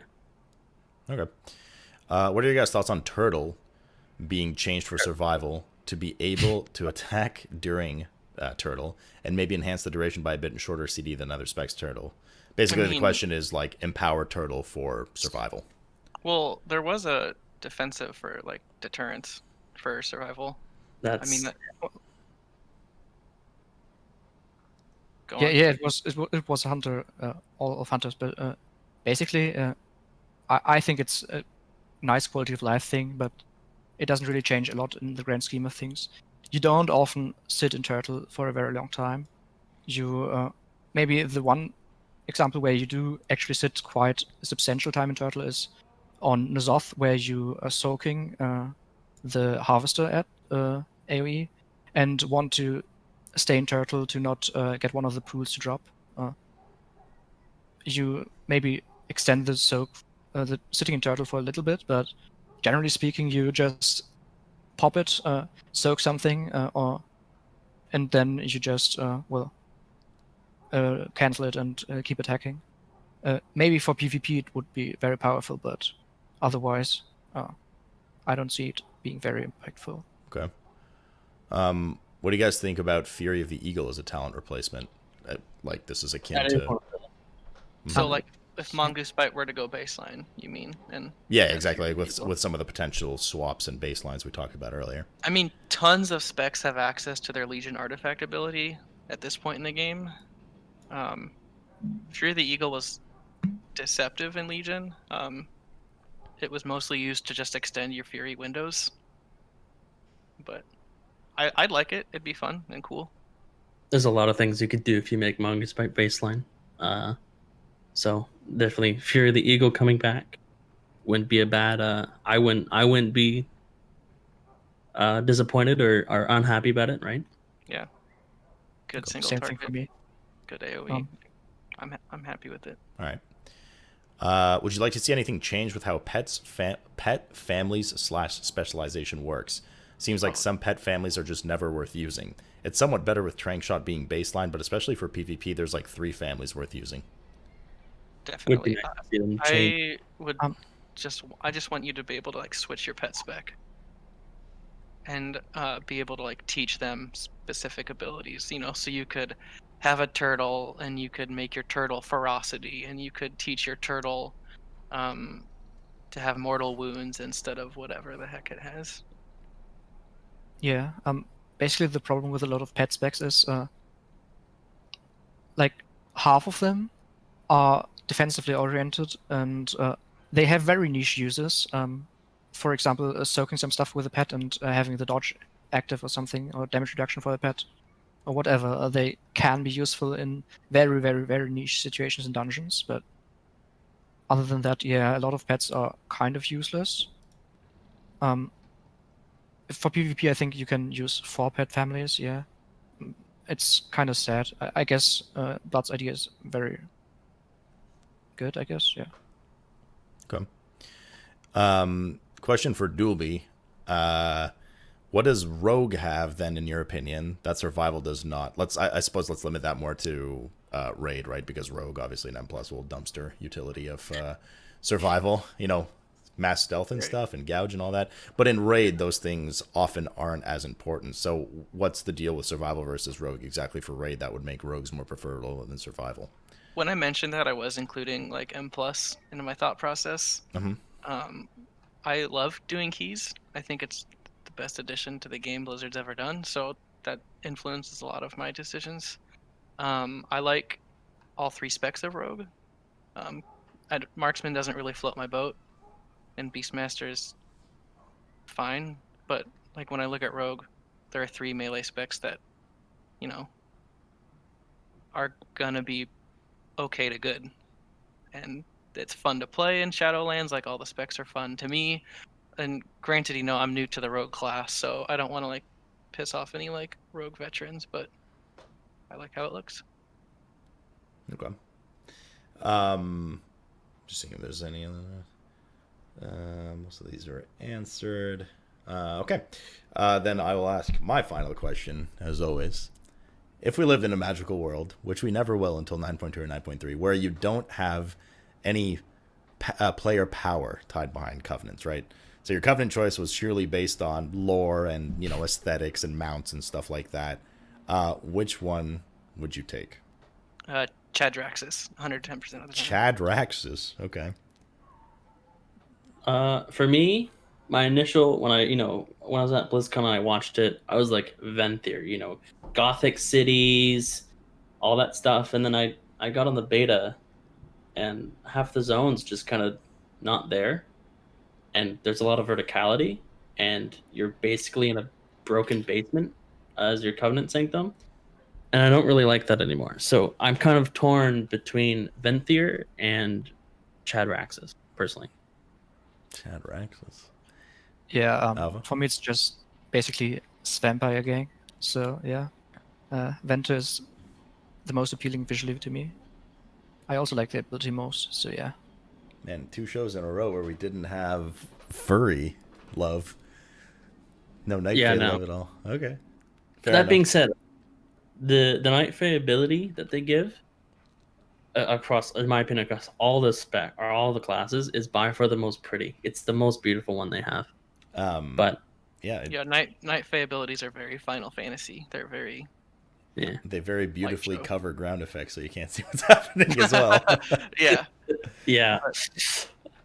All right, Jen. So then we always end this show with essentially one final one final thought, really. Final thoughts of the show. Each one of you just give whatever. It could be anything, right? Could be an address to the devs, to the community, your hopes for survival, aspiring young survival hunters, whatever it may be. Just your final thought to end on. Ava, why don't you go first? Or if you want to think about it a bit longer, somebody else can go first. But I don't know, just Mongoose by Baseline would be very much appreciated in terms of design choices that are possible. okay, short and sweet. Vark. For me, I'd say, I guess I would invite the devs to maybe, come down and meme with us for a little bit. I think that if the way that our talents synergize with each other, if you start making one baseline, that kind of affects almost the whole tree, to some degree. And I think I'd rather them maybe try to get in contact with some of us, to talk about it maybe a little bit more, to really make sure that if they are going to change anything, that the changes can be met more properly, instead of them just going, oh, they said Mongs by baseline, and they just sort of throw another ability in that spot without really maybe being able to have that more in-depth thought to it. And maybe just, if they do, again, Mongoose baseline, please make Mongoose by baseline at the very least. Then there's a lot of very interesting ideas I think you'll find that could sort of help give survival some new ways to really shine in terms of how its damage patterns work and such like that. So I guess it'd be more of an invitation to the Blizzard devs to sort of come down and chat. I think the spec would, and I mean probably every single spec, but I think in survival's case it definitely would benefit a lot from that. Cool. Dolby. Give survival a try. If you have questions, come to the True Shot Lodge Discord. We're very helpful, happy to help. If there are no such thing as dumb questions, come by, hang out, learn a bit. Shout out to Mara. All right, guys, it's been a quite the adventure. This might actually be our longest show at this point, but we had 24 pages of information to chew through. What are you gonna do? You guys are just so passionate about things. Yeah. But it's been a lot of fun, guys, and thank you all very much for attending for these few hours here to hang out, and hopefully, most importantly, you get some attention that you need from Blizzard. Fingers crossed for all of the classes and specs in this state. Right. I think more meta issues need to be addressed that would widely open up the playing field rather than needing to address each one individually. So the unique class utility buffs, I think, would be a step in the right direction for Blizzard to eliminate those or homogenize them a bit. But nonetheless, I do hope you guys get the changes you need. Curious to catch up with your thoughts on State of Survival in the future and see how the road has progressed after Nathria 9.1, whatever it may be. But thank you guys again for coming. Thanks for having us. Yeah, thank you. All right, dudes. Thanks for the opportunity. Yes, absolutely, guys. We'll catch up later. Have a good night, dudes, and take it easy. See ya. Yeah, see ya.